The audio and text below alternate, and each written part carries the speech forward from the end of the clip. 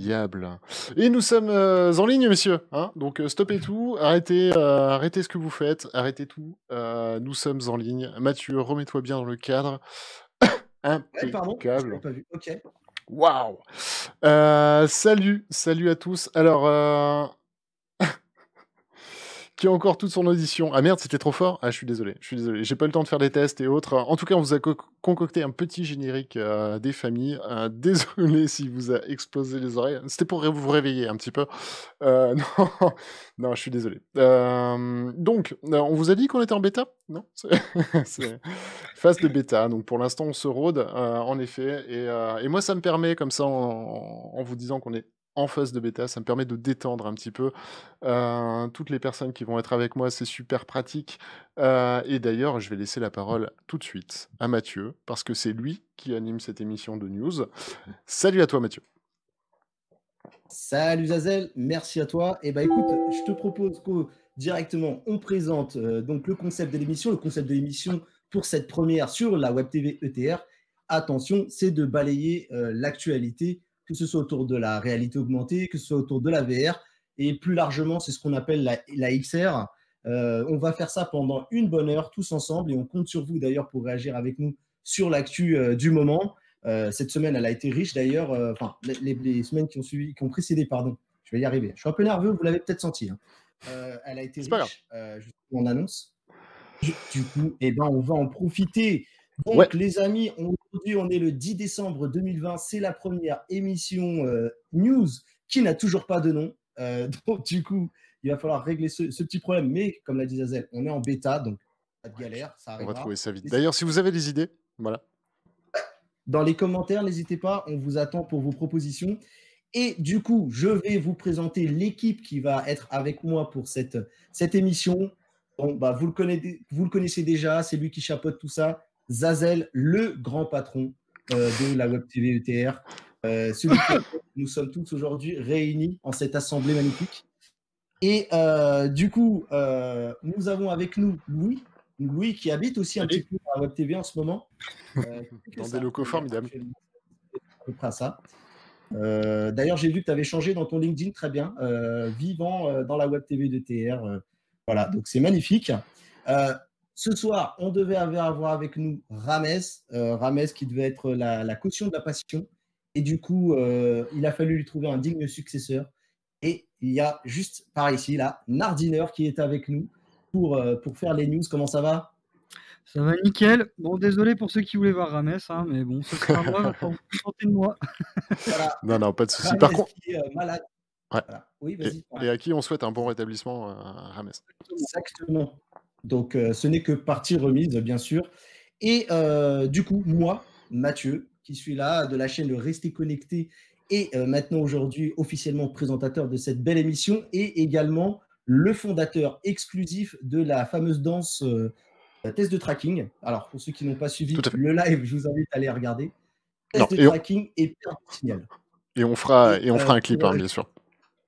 Voilà, exactement. Et pour ceux qui n'auraient pas suivi, pour les nouveaux qui seraient là, qui nous rejoignent, c'est en fait un petit clin d'œil qu'on a voulu faire à Nick. Nick, qui, lorsqu'il teste ses manettes pour le tracking, fait des cercles comme ça dans l'application TickBrush de Google et qui fait aussi des cercles voilà, en haut et derrière pour vérifier le tracking des manettes. J'ai un petit peu détourné le concept pour en faire une danse magnifique. Et on va y revenir d'ailleurs à cette fameuse vidéo HP Reverb parce que du coup ça fera partie potentiellement des news. Voilà, je veux pas trop spoiler. Exactement. Exactement. Du coup, ce que je vous propose, c'est que sans plus tarder, eh bien, on va parler du sommaire de cette émission que j'ai noté d'ailleurs, magnifique. On va d'abord démarrer par de l'actu un petit peu hardware, hein, on va se focus là-dessus. On va parler de l'Oculus Quest 2. Alors, on m'a fait un joli titre en teasing, je vous le dis tout de suite. Oculus Quest 2 ou guirlande de Noël, il va falloir choisir. On va venir un petit peu vous expliquer pourquoi on a réussi à mettre ces deux objets qui n'ont apparemment strictement rien à voir, mais finalement qui peuvent avoir des impacts l'un contre l'autre. On va parler aussi de Wacom, qui est une société qui produit en général des tablettes pour créatifs, hein, notamment pour les dessineurs, etc., qui a décidé de présenter son stylet en VR. On va vous en dire un petit peu plus sur cette actu. Ensuite, on va venir sur les annonces de Vario, qui s'écrit Varjo. Donc, voilà. À ne pas confondre avec Dominique, hein, Dominique Varjo, que tout le monde connaît. Qui Absolument a pas. fait, c'est drôle de faire une blague quand tu es stressé, ça passe. Ah, ça passe mieux. Immédiatement. Bon, en tout cas, Vario qui a annoncé 2 casques complètement overkill et qui peut-être va nous plonger dans le next gen de la VR. La next gen en ce moment, c'était la mode. Donc, du coup, la VR a aussi sa next gen dans un coin. On va parler également du Pimax 5K Super parce que, en fait, le Pimax 5 Plus était sans doute pas assez bien pour eux. Donc, ils ont décidé de faire un super. Voilà. Il n'y avait pas assez de casques. Ça, voilà, et ça, c'est une belle dédicace à ceux qui ont le 5K+. On fait une bise. On va parler aussi de Qualcomm. Pour ceux qui ne connaissent pas Qualcomm, c'est un fabricant de puces et qui a annoncé une nouvelle puce qui est le 888. Et on va essayer de faire le parallèle entre cette nouvelle puce qui est à la base dédiée pour nos smartphones, mais vous allez voir qu'elle a un petit peu d'intérêt pour les casques VR, on va en parler. Ensuite, on va revenir sur le test du HP Reverb G2. Que Zazel vous a dit juste avant. On va revenir sur les bonnes pratiques avec nos camarades de chez Immersive Lab sur l'hygiène de la VR. Voilà. En ce moment, Louis manque un peu d'hygiène naturelle parce que le coup, il vit dans ses bureaux. Donc, voilà. Mais il peut vous parler de l'hygiène de la VR. En tout cas, il peut nous parler de l'hygiène de la VR et justement, on l'attend sur cette partie-là. Ensuite, on va vous parler de Nintendo qui a dévoilé un petit peu son parc d'attractions. Et donc, vous savez quoi, il y aura de la réalité augmentée dedans. Donc, on va en parler un petit peu, on vous donnera les détails. Ensuite, parce qu'il faut toujours, qu'on soit dans le YouTube Game ou dans le Twitch Game, un peu de drama, un peu de clash, un peu de sang, parce que c'est ce que les gens viennent chercher sur Internet, c'est bien connu. On va parler de Facebook qui maltraiterait les startups. Donc, ça, j'ai hâte Est-ce une d'échanger fake avec vous, news? les amis. Voilà. On va voir. Hein. Le débat est bien entendu ouvert. Et on va évoquer aussi des VPN sur HTC. Je vous avoue que je n'ai pas du tout eu le temps de regarder cette news, donc j'ai hâte de découvrir ce dont on va parler. Et ensuite, on finira par une partie gaming. On a bien entendu Medal of Honor. C'est très simple. Il vous coûtera le prix du jeu plus le prix d'un nouveau disque dur. On va en parler juste après.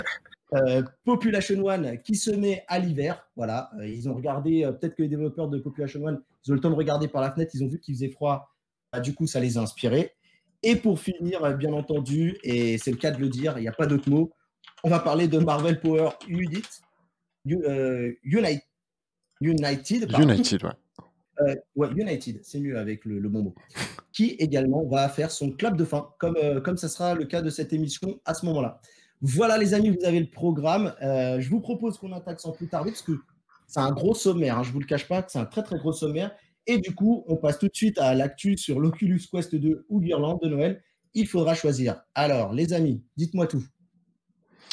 Eh ben oui, à la grande surprise. Alors concrètement, alors c'est un titre un petit peu provocateur exprès hein, pour cette news, mais en effet, ne soyez pas trop attristés ou trop tendus envers Facebook si jamais votre casque se met à avoir quelques petits soucis de tracking lorsque vous êtes à côté de votre sapin. Sachez que les lumières des guirlandes peuvent affecter hein, forcément le tracking du casque. Alors c'est le cas pour Oculus, hein, comme ce qu'on vous passe ici, mais bien évidemment c'est le cas aussi pour les casques Windows MR qui détectent de base en fait les lumières que vous avez tout autour de la couronne de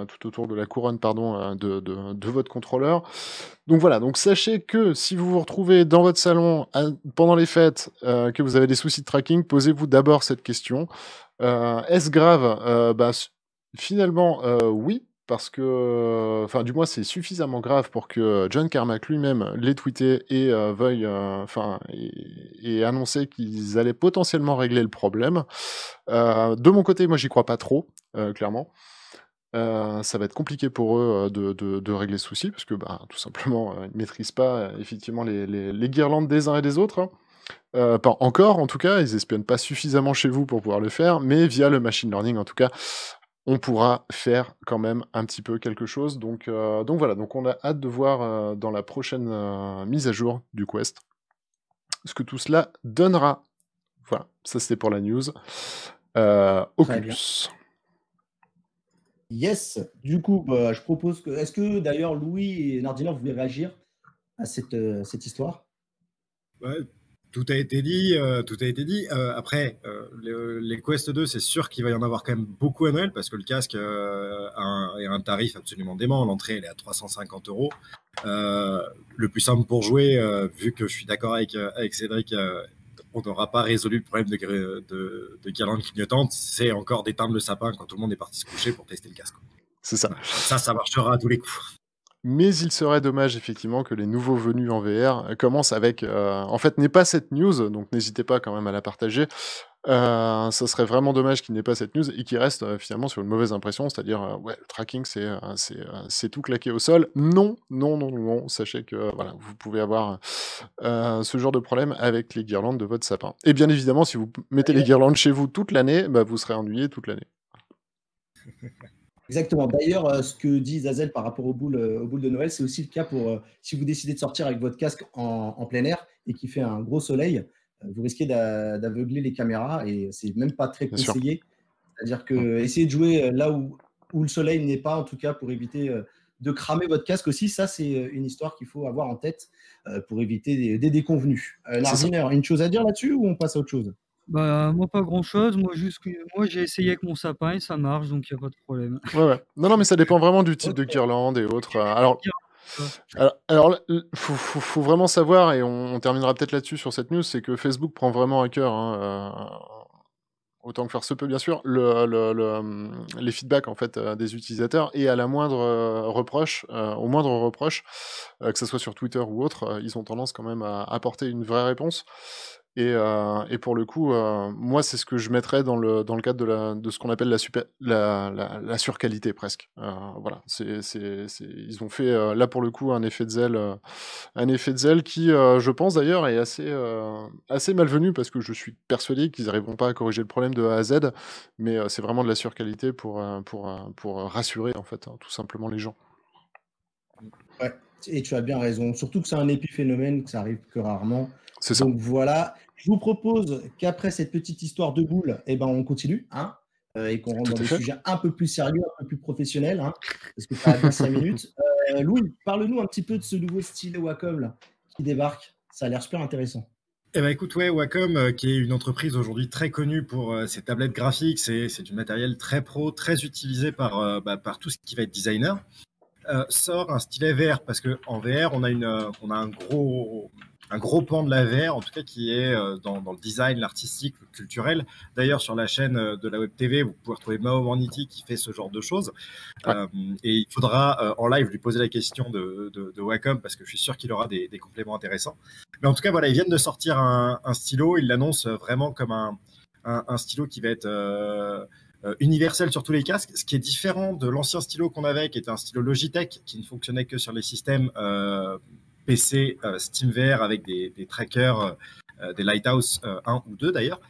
Et là, pour le coup, ça fonctionne sur tous les casques parce qu'il va falloir planter son propre système de tracking qui va être livré avec le stylo. Il a une esthétique assez étonnante, mais je pense que le poids est mieux réparti que celui de Logitech, qui avait une tendance à être très lourd dans la main. Et ils annoncent, là je pense qu'ils s'avancent un petit peu, un effet papier, puisqu'on a des boutons sur le côté du stylo qui permettent de modifier la pression du stylo. C'est-à-dire que comme si quand on appuie sur une feuille, quand on appuie plus fort, ça laisse plus de traces, et bien là, avec ces rendus-là, on arrive à faire la même chose. Donc là, ça va être vraiment à mettre dans les mains des designers pour qu'on arrive à avoir un résultat qui soit pro et l'avis de personnes qui utilisent. Mais je pense qu'on a là une belle indication du fait que le pan de l'artistique est un pan important en VR et que des grosses sociétés comme Wacom développent des produits dédiés à ces gens-là, c'est une super nouvelle. Ouais, clairement. Et on a hâte de pouvoir mettre les mains dessus. Je me posais moi, la question d'ailleurs. Je me posais la question parce qu'on voit des super artistes faire des choses magnifiques. Notamment, moi, j'ai vu des trucs du temps où le HTC Vive était un petit peu au sommet de son succès, avec des artistes faire carrément des peintures et tout. C'est quoi l'intérêt du stylet? Alors, autant sur tablette, par exemple, on l'imagine pour prendre prise de notes, signer des documents, des choses comme ça. Quand on voit ce que les gens arrivent à faire déjà, ne serait-ce qu'en peinture, on se dit que les contrôleurs suffisent, non? Le stylet va t'apporter une finesse de plus. En tout cas, c'est ça qu'ils vendent. C'est-à-dire qu'on va avoir un outil déjà qui est plus proche de l'outil de travail classique que les contrôleurs, qui sont de toute façon une ergonomie à apprendre. Mais voilà, on a ce stylet qui va nous rapprocher de ce qu'on connaît et apporter des fonctions dédiées au dessin. C'est-à-dire qu'on va avoir des contrôles qui sont positionnés au bon endroit pour pas avoir à les chercher sur un contrôleur. Et potentiellement, ils s'interfacent beaucoup plus naturellement avec les applications de dessin existantes, ce qui fait que l'utilisation de l'application est simplifiée. On parlait tout à l'heure avec Alex sur l'émission d'avant, justement de l'UX, et ces stylos-là sont faits pour renforcer l'expérience utilisateur et fluidifier le travail. Ouais, donc ouais, d'accord, je vois bien où tu veux en venir. Est-ce qu'on a le prix ou une date de sortie pour ce stylet? Je te pose une colle là. Je pense que Ouais, là, tu viens de nous poser une colle. Je l'ai plus en tête. Alors, $750 et ça devrait sortir. Ah non, $750, c'est Logitech. Je te dis une bêtise. Donc non, je crois pas qu'on ait l'info, parce que là, je me rouvre la news sous les yeux. Ouais, je triche un peu, désolé. Ah non, je sais, en fait. Il n'y a pas de prix et il n'y a pas de date de sortie parce qu'ils sont en bêta test. Et en fait, si vous voulez vous en procurer un, il faut leur envoyer un message directement. Je peux vous retrouver par contre l'adresse parce que je dois pouvoir la retrouver là sous les yeux. Wacom vrpen@wacom.com. On leur envoie un mail en leur demandant des infos sur le stylet et les cas d'usage qu'on veut utiliser. Et à ce moment-là, on va rentrer en contact avec eux pour pouvoir se procurer ce stylo-là. Il ne va pas arriver sur le marché tout de suite. C'est ça que ça veut dire. Ouais. Surtout qu'on sent bien que derrière le motif de l'utilisation, on sent que même ils cherchent encore des usages, peut-être pour pouvoir mettre en avant le produit le jour où ils le lâcheront dans la nature, on va dire, je pense. Ouais. Après, sans compter que Wacom, bon, est pas connu pour faire du bas de gamme, mais il est pas connu pour être dans le très haut de gamme non plus. Donc, on peut s'attendre à une fourchette de prix qui va, je pense, sans trop mouiller, en tout cas, être inférieure à celle du stylet de Logitech. Bon, on va dire que Wacom, ce qu'il fait, il le fait bien, quoi. Ah, par contre, ils le font bien, oui, tout à fait. Et franchement, ils font du produit quali. Ils font pas des trucs de haut de gamme, mais ils savent ce qu'ils font, quoi. Donc, un bon prix, généralement, ça passe, quoi. Ouais, tout à fait. Je suis d'accord avec toi. Ouais. Très bien, très bien. Zazel, un petit mot sur la news ou on passe à la suivante? Non, du coup, je viens d'en faire le tour et on passait les images pendant ce temps-là. Donc, et des bisous à Loubiz qui du coup visiblement va les manger. Ok, ben, on t'embrasse, on te souhaite un bon appétit, tu as beaucoup de chance si tu veux tout savoir. Parce que nous, on a encore des news à dire et à discuter ensemble et du coup, on va parler de la next-gen, de la patate. Vous voulez des gros chiffres, vous voulez des gros specs, vous voulez des choses qui brisent les rétines, Vario annonce 2 casques, Zazel, c'est ça? C'est ça, exactement. Vario décline avec le Vario VR3 et le Vario XR3. 2 casques purement nouvelle génération. Comme vous pouvez du coup directement le voir ici à l'écran. Hop. Là, on vous présente du coup le XR et de l'autre côté le VR. 2 casques. Alors, la spécificité de Vario, c'est quoi? C'est effectivement, tu l'as dit, le très haut de gamme et surtout, plus principalement l'XR. C'est vraiment leur domaine. C'est-à-dire vous rendre le réel au sein d'un casque et ça permet comme ça en fait de traiter chaque pixel et du coup ils ont des algos assez formidables pour notamment la formation. En fait, ils peuvent absolument tout faire en fait au sein de ce casque. Vous montrer tout et n'importe quoi. Voilà, il fait jour dans la vraie vie, bam, il fait nuit dans le casque. Malgré tout, vous voyez absolument tout ce qui vous entoure comme si vous n'aviez pas de casque. Donc non, c'est vraiment top. C'est vraiment les leaders en fait sur le marché de la VR haut de gamme. J'ai pu moi-même tester ces casques-là en salon et honnêtement, rien que la première itération était déjà ouf. La deuxième est complètement folle. Moi, j'attends la troisième. Petite particularité quand même, là, c'est ce que vous voyez à l'écran. C'est gourmand. C'est très gourmand comme casque. C'est 2 ports, c'est deux DisplayPort pour l'afficher. C'est une 3080 minimum de recommandé. Voilà, vous l'avez compris, c'est pas forcément pour tout le monde.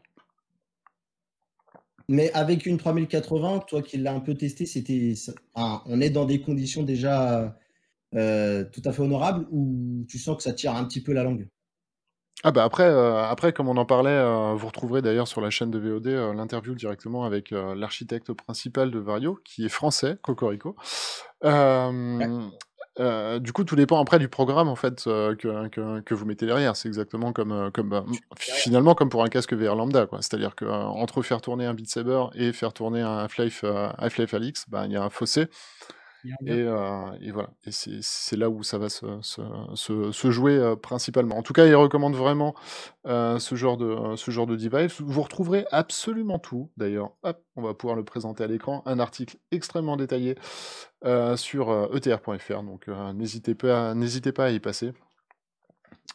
Et à taper au pire s'il fait pas partie de la page principale, n'hésitez pas à taper Vario comme ça dans l'onglet de recherche et puis vous trouverez absolument tout et ainsi que le lien vers la vidéo de Nick qui était très très complète. Donc voilà, si vous voulez D'accord. plus d'infos, Ah, rendez-vous à cet endroit-là.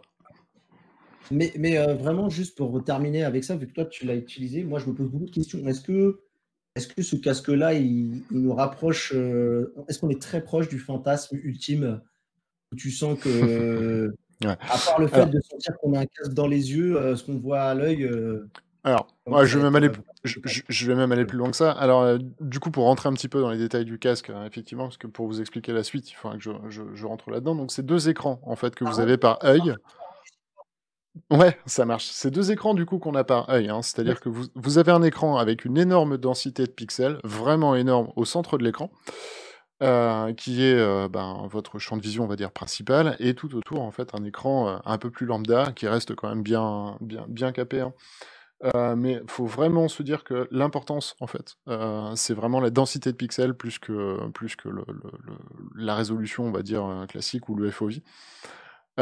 Et donc du coup, dans cet écran, qui est au milieu, alors déjà, vous voyez pas forcément, enfin, bien évidemment, vous ne voyez pas les contours, hein, sur ces 2 écrans. Vous ne pouvez pas vraiment distinguer, en dehors de la résolution, quel est l'écran principal de l'écran secondaire.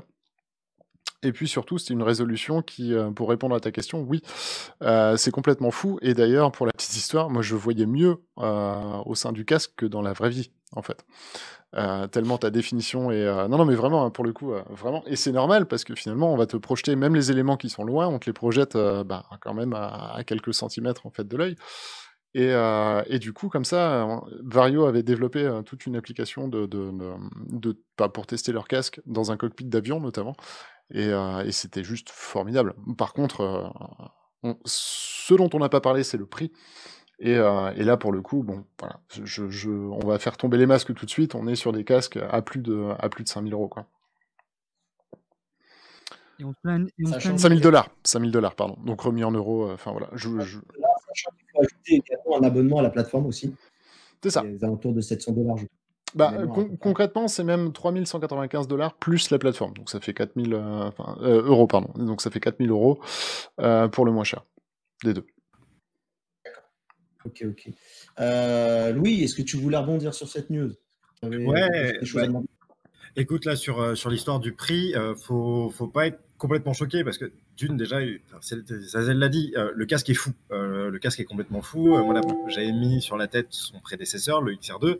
On voit dans le casque, on est capable de lire un écran. Pour ceux qui ont l'habitude d'avoir un casque sur la tête, lire un écran de PC dans une appli de VR, ça explose les yeux et c'est quasiment infaisable. Donc déjà, il y a ça. Et c'est un casque qui est plutôt dédié aux pros qu'aux gamers. On va parler des designers qui ont besoin d'avoir des gros rendus graphiques et qui veulent immerger leurs clients.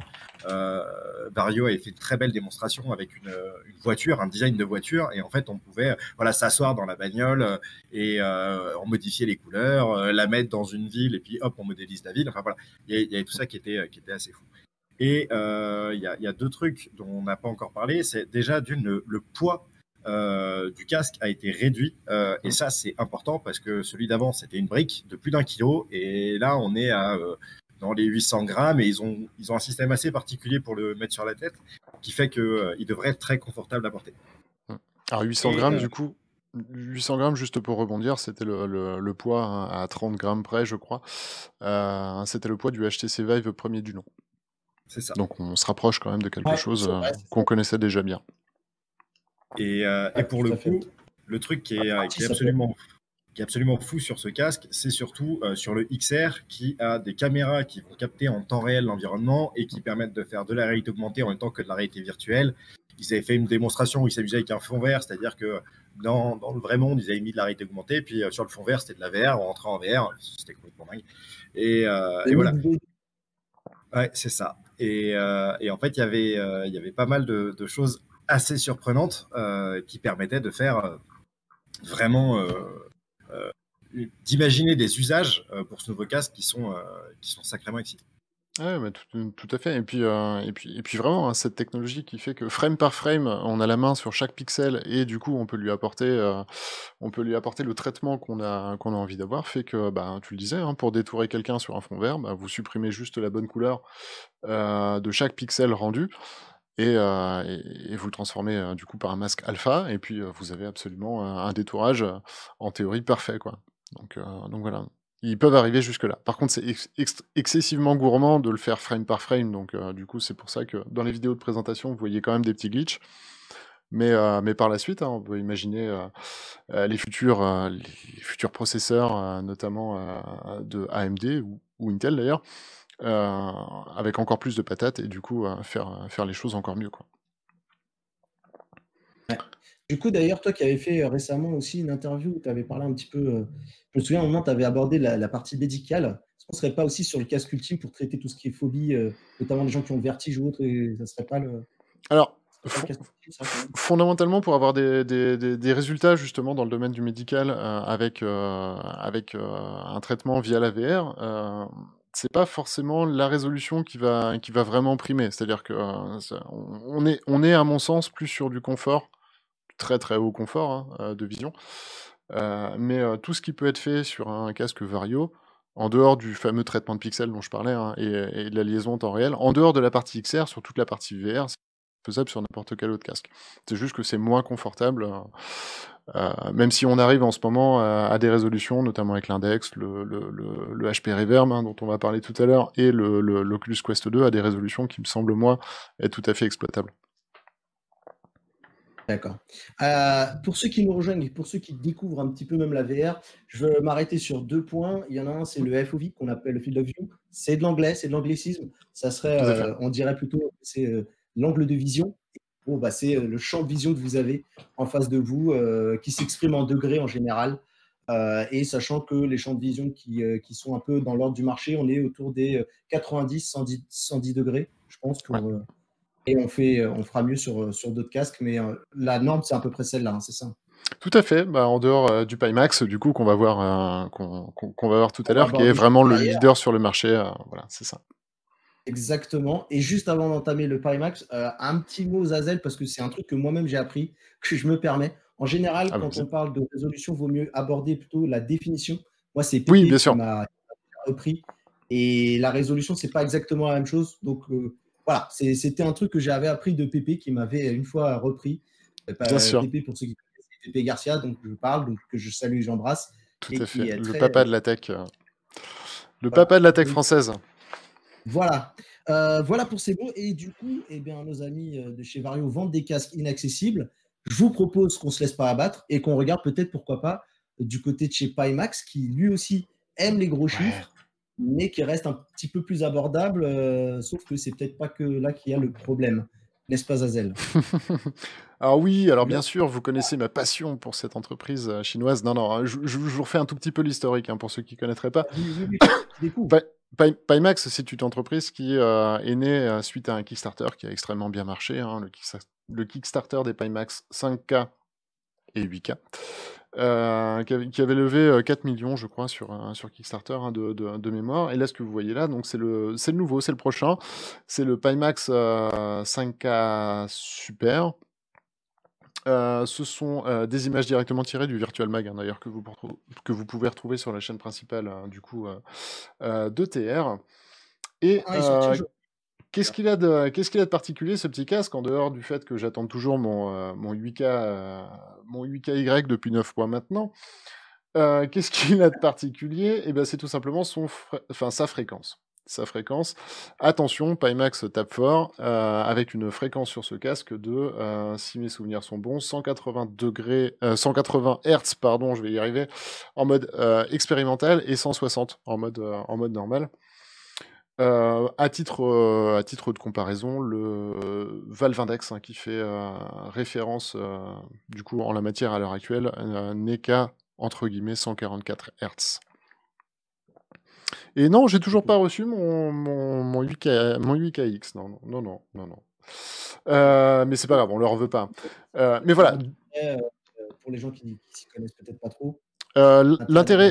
L'intérêt d'avoir d'avoir une fréquence aussi élevée, l'intérêt c'est tout simplement d'avoir une extrême fluidité en fait dans vos applications. Concrètement, si moi on devait me poser la question, je trouve déjà qu'entre le 120 et le 144 Hz, il y a très très très peu de différence. On a vraiment une application fluide et point barre. Peut-être que effectivement, en boostant jusqu'à 180, on a encore un gap de l'équivalence du 90 into 120. À voir. En tout cas, moi, je suis plutôt curieux. La seule certitude que j'ai, pour le coup, c'est que pour faire tourner une expérience à 180 Hz, sous-entendu avoir un nombre de framerate, même si c'est un petit peu décorrélé, il faut quand même un framerate excessivement important. Il va falloir se lever tôt. Donc voilà. Est-ce que c'est pas un peu trop en avance sur son temps, ou est-ce que du coup, vu qu'ils ont des délais absolument démentiels, est-ce que du coup ils le prennent pas maintenant pour du 2022? Là pour le coup, on ne sait pas.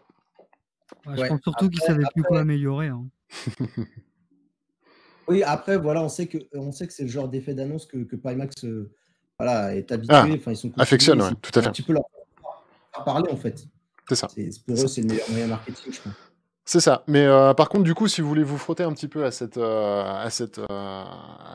marque-là, à cette entreprise-là, alors ne soyez pas perdus. C'est pareil, c'est un petit peu. Vous retrouverez plein d'articles sur ETR et autres, mais ne soyez pas perdus.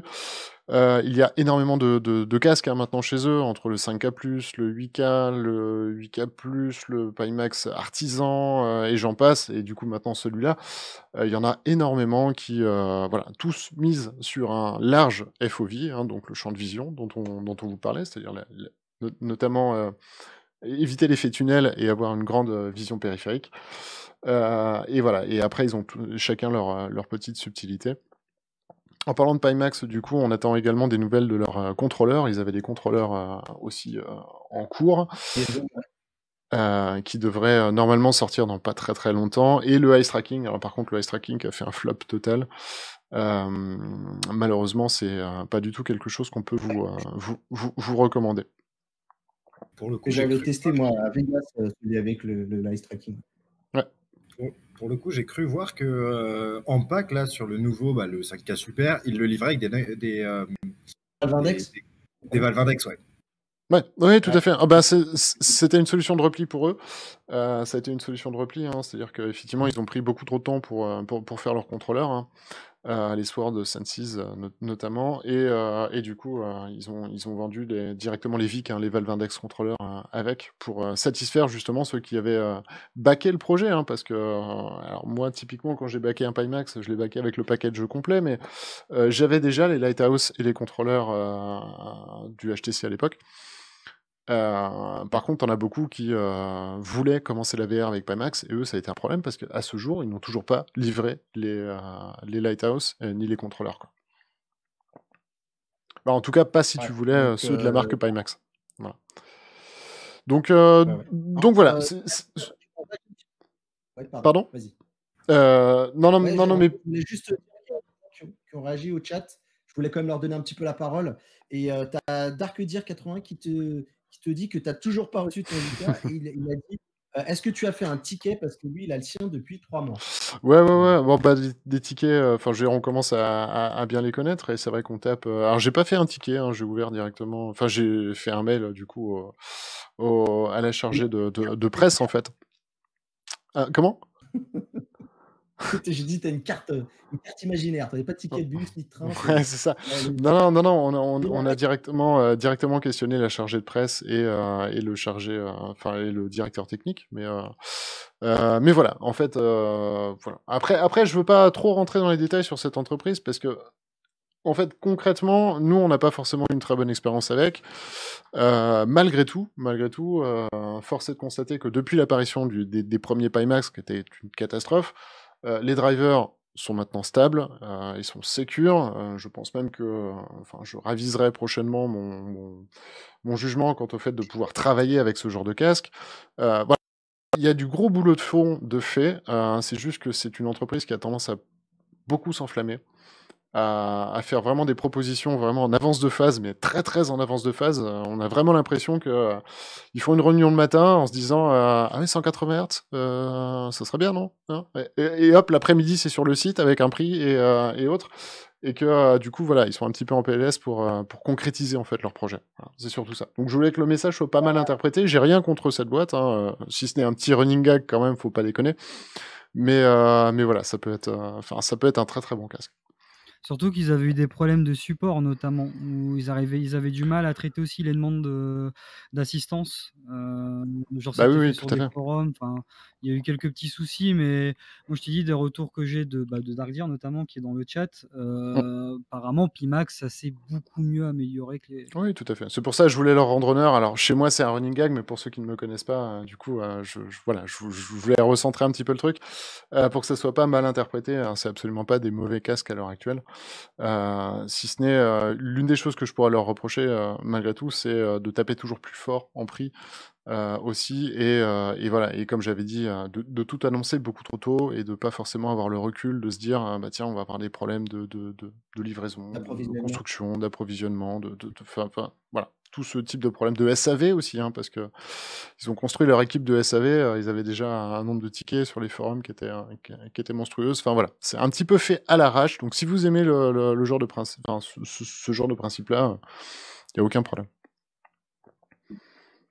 Le temps file, les amis. Alors, je vous propose qu'on close cette news. Je laisserai Ouais. juste un dernier petit message qui nous vient de Dark Wolf, qui tenait quand même à te rassurer et qui disait à Zazel, fais gaffe, il y a un mec dans le Discord, il dit qu'il n'a pas reçu de casque. Donc voilà, c'était sur cette note d'espoir que je voulais terminer. Donc du coup, je vous propose qu'on continue d'avancer et que du coup, on parle de Qualcomm. Donc Qualcomm, c'est un fabricant de puces. C'est celui en général qu'on trouve sur une très très grande majorité des smartphones. Pour simplifier, bien sûr, il y a d'autres acteurs comme Mediatek, comme Apple, comme Samsung aussi qui font des puces et Huawei aussi notamment. Mais Qualcomm a annoncé dernièrement son Snapdragon 888. Alors, qu'est-ce qui est intéressant déjà chez Qualcomm? C'est qu'il faut savoir que Qualcomm, c'est celui qui équipe tous les Oculus Quest 1 et 2 notamment, avec donc le fameux Snapdragon XR2 que l'on retrouve sur l'Oculus Quest 2. Et du coup, ce XR2, en fait, on pourrait le mettre en face d'un Snapdragon 865, qui est la dernière puce haut de gamme de l'année dernière. Là, en fait, la marque, c'est très très drôle parce que théoriquement, le prochain Qualcomm devait s'appeler le Snapdragon 875. Ils ont souhaité sauter cette dizaine. Et en plus de ça, pour la petite anecdote culture de cette émission, ils sont passés, au lieu de passer au 885, ils ont décidé de passer au 888. Tout ça pourquoi? Tout ça parce que le chiffre 8, c'est un chiffre qui porte bonheur en Asie.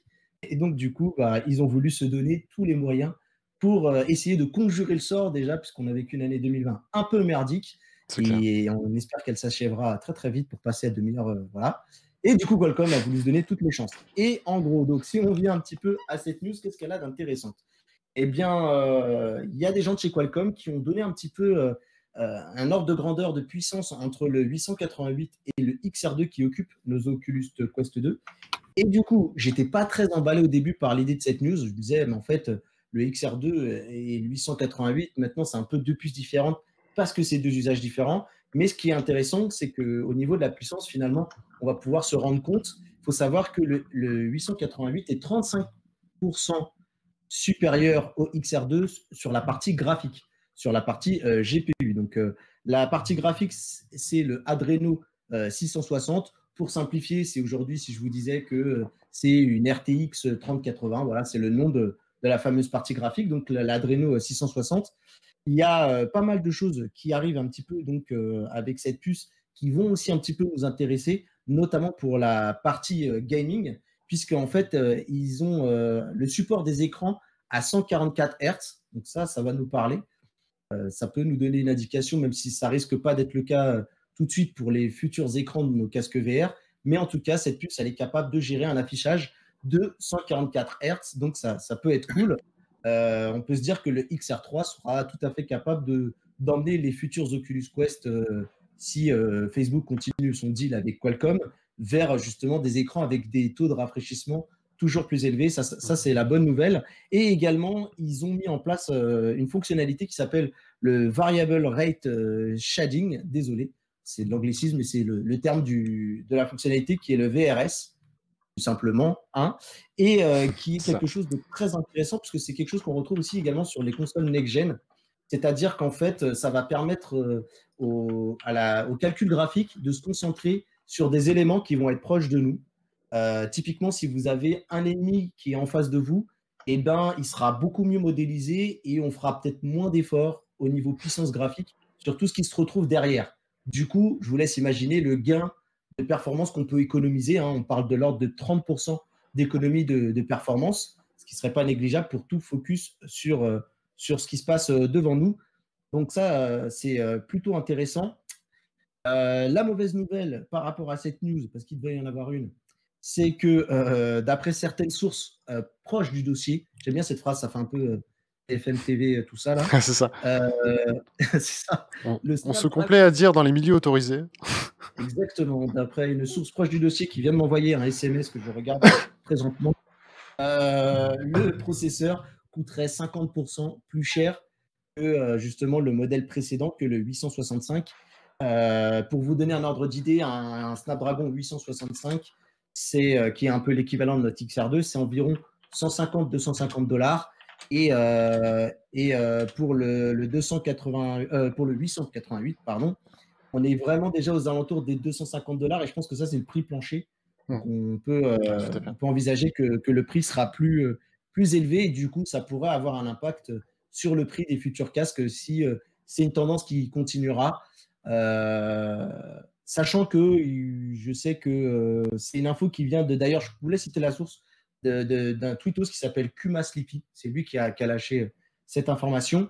Et autre chose, après, il y a le site uploadvr.com qui, lui, imagine peut-être, pourquoi pas, l'arrivée d'un hypothétique Oculus Quest Pro dans le monde professionnel, ou en tout cas que HTC pourrait aussi profiter de cette nouvelle puce pour préparer un casque plutôt orienté pour les professionnels. Bon, voilà, il n'y a rien de fondé là-dedans, mais je voulais vous partager l'info comme moi je l'avais lu. Voilà là-dessus, les amis. Si vous avez des choses, n'hésitez pas à réagir, je vous en prie. Dans le chat, je vous regarde. Je baisse la tête pour vous regarder. N'hésitez pas. Oui, ça parle d'un casque du turfu là, très clairement, avec potentiellement effectivement peut-être la montée en prix qui va avec, sauf si Facebook continue effectivement de maintenir sa très haute agressivité sur le marché hardware. En tout cas, des très bonnes nouvelles, 35% de perf en plus, on regagne 30% derrière avec le VRS, c'est du 4K en 120 FPS. Non, c'est là aussi que des belles promesses sur le papier. Moins énergivore également. Tout à fait. Donc voilà, c'est que... On est sur une gravure de la puce, on sera sur du 5 nanomètres. C'est ça. Donc au final, c'est que du plus. Alors après... si tu mets un écran 144, ça va conso plus, donc ça va rééquilibrer. Donc peut-être, ça se trouve, la batterie, ce sera la même autonomie que le 2. Ah oui, non, mais tout à fait. Non. Quand je disais moins énergivore, c'est vraiment juste le price, effectivement. Après, sur une bécane, tu vas avoir énormément de parties en plus. Ce que tu économises de l'autre, tu vas le réinvestir. Voilà, c'est ça. Donc forcément, globalement. À part augmenter la taille des batteries pour augmenter l'autonomie, même pour les smartphones. D'ailleurs, je digresse un peu de la VR, mais pour les smartphones, c'est toujours pareil parce qu'ils nous annoncent toujours des processeurs plus puissants pour être plus économes. Mais en même temps, avec cette puissance, on va en faire beaucoup plus. On va te mettre un écran qui va gérer le Dolby Vision, le HDR pour une qualité de contenu média qui est top. Et au final, oui, à part remettre des batteries plus grosses, forcément, oui, tu perdras toujours autant. Malheureusement, ça n'est pas au service de l'autonomie généralement, c'est plutôt au service d'un upgrade matériel à côté. Donc voilà. Mais non, je trouve que c'est cool le 144 Hz. Déjà, avec le 90, je suis assez content, mais l'idée de monter un peu plus, au Ouais, moins tout au à fait. 120, ça peut être une bonne idée. Ouais, non, mais Et très d'ailleurs, clairement. je me Après, disais, on a même une date une date d'arrivée, hein, qui serait du coup 2021. Donc c'est pas rien. C'est pas entre guillemets des promesses en l'air. C'est pas un prototype. C'est pas, non, non, c'est véritablement la prochaine itération des Snapdragon. Et voilà. Après, il y a peut-être certains éléments, moi, sur la 888 que je voudrais voir un petit peu transformés en XR, peut-être parce que voilà, du coup, ce sera une puce beaucoup plus généraliste que ce qu'est la XR2 à la base. Donc voilà, peut-être qu'elle aura des déperditions de performance sur toutes les features XR dédiées. À voir, à voir, à voir. Là-dessus, on ne peut pas savoir. après, ce qu'on est peut-être en train d'annoncer ce soir, c'est des pistes du fameux XR3 qui arrivera. Je pense Tout que à fait, ça va être basé sur la même architecture. Voilà. C'est tout pour à ça fait. que j'ai cité un petit peu toutes ces fonctionnalités au niveau Mhm. gaming qui, je pense, serviront sans doute. Ah mais complètement, Voilà. complètement, c'est une très très bonne base et on va pas s'en cacher, hein, même si c'était dans l'Oculus Quest 3 ou le HTC Vive Focus 3 ou le Pico Neo 3 pour ne pas citer que Oculus, si on avait un Snapdragon 888, on serait déjà extrêmement content. En tout cas, le CSA te remercie, Zazel. Voilà. C'est ça, la diplomatie avant tout. Point de Voilà. Et favoritisme. bah, c'est tout pour nos amis de chez Qualcomm Snapdragon. Je vous propose qu'on passe à la news suivante et on va rapidement revenir un tout petit peu sur le HP Reverb G2 que toi, tu as eu un petit peu en main, Zazel. Ah, Donc, tu vas tout à pouvoir fait. nous en dire plus. Je crois Tout qu'il y a à l'excellente fait. vidéo qui vous attend. C'est ça, il y a l'excellente vidéo de Nick qui vous attend. D'ailleurs, on voit à l'écran, du coup, la danse du tracking en temps réel. Non, c'était surtout là-dessus, en fait, que je voulais revenir, si jamais vous n'avez pas vu cette vidéo sur le HP Reverb. Il y avait 2 éléments sur lesquels je voulais revenir. 2. Le premier, c'est que, et c'est un petit coup de gueule, alors ça vaut ce que ça vaut, mais un petit coup de gueule sur tous les influenceurs qui sont en train de faire de la VR et autres. Arrêtez, je vous en supplie. Arrêtez, quand vous avez un prototype dans les mains, dites que c'est un prototype. Quand vous avez une itération qui est pétée, dites qu'elle est pétée. Enfin voilà, c'est parce que j'ai entendu tout et n'importe quoi. Alors on a certains influenceurs qui vont vous dire c'est le casque magique, le casque de vos rêves, le tracking. Rien du tout. Regardez, je mets ma manette dans la cuisine, elle est encore traquée. Et à côté, on a carrément d'autres qui ont fait des vidéos sur le micro du HP Reverb, notamment pour dire que regardez, c'était tout pourri, c'était tout machin. Comment est-ce qu'ils ont pu mettre un micro de cette qualité-là, cette qualité dégueulasse dans un casque? Ouais, non mais voilà, c'est ça. Bien évidemment, comme à chaque fois, hein, la réponse se situe vraiment entre les deux. Le casque, enfin le micro du HP Reverb est très bon. J'ai pu faire une conf. Nick l'a testé avec toi d'ailleurs. Ouais, voilà, non, tout à fait. Et moi, sur le coup, j'étais même extrêmement surpris. Donc, faut savoir qu'il a pas forcément le meilleur des micros audio quand il fait une conv. Et pour le coup, là, c'était en tout cas de base aussi clair que, sans les comparer directement, aussi clair qu'un Valve Index.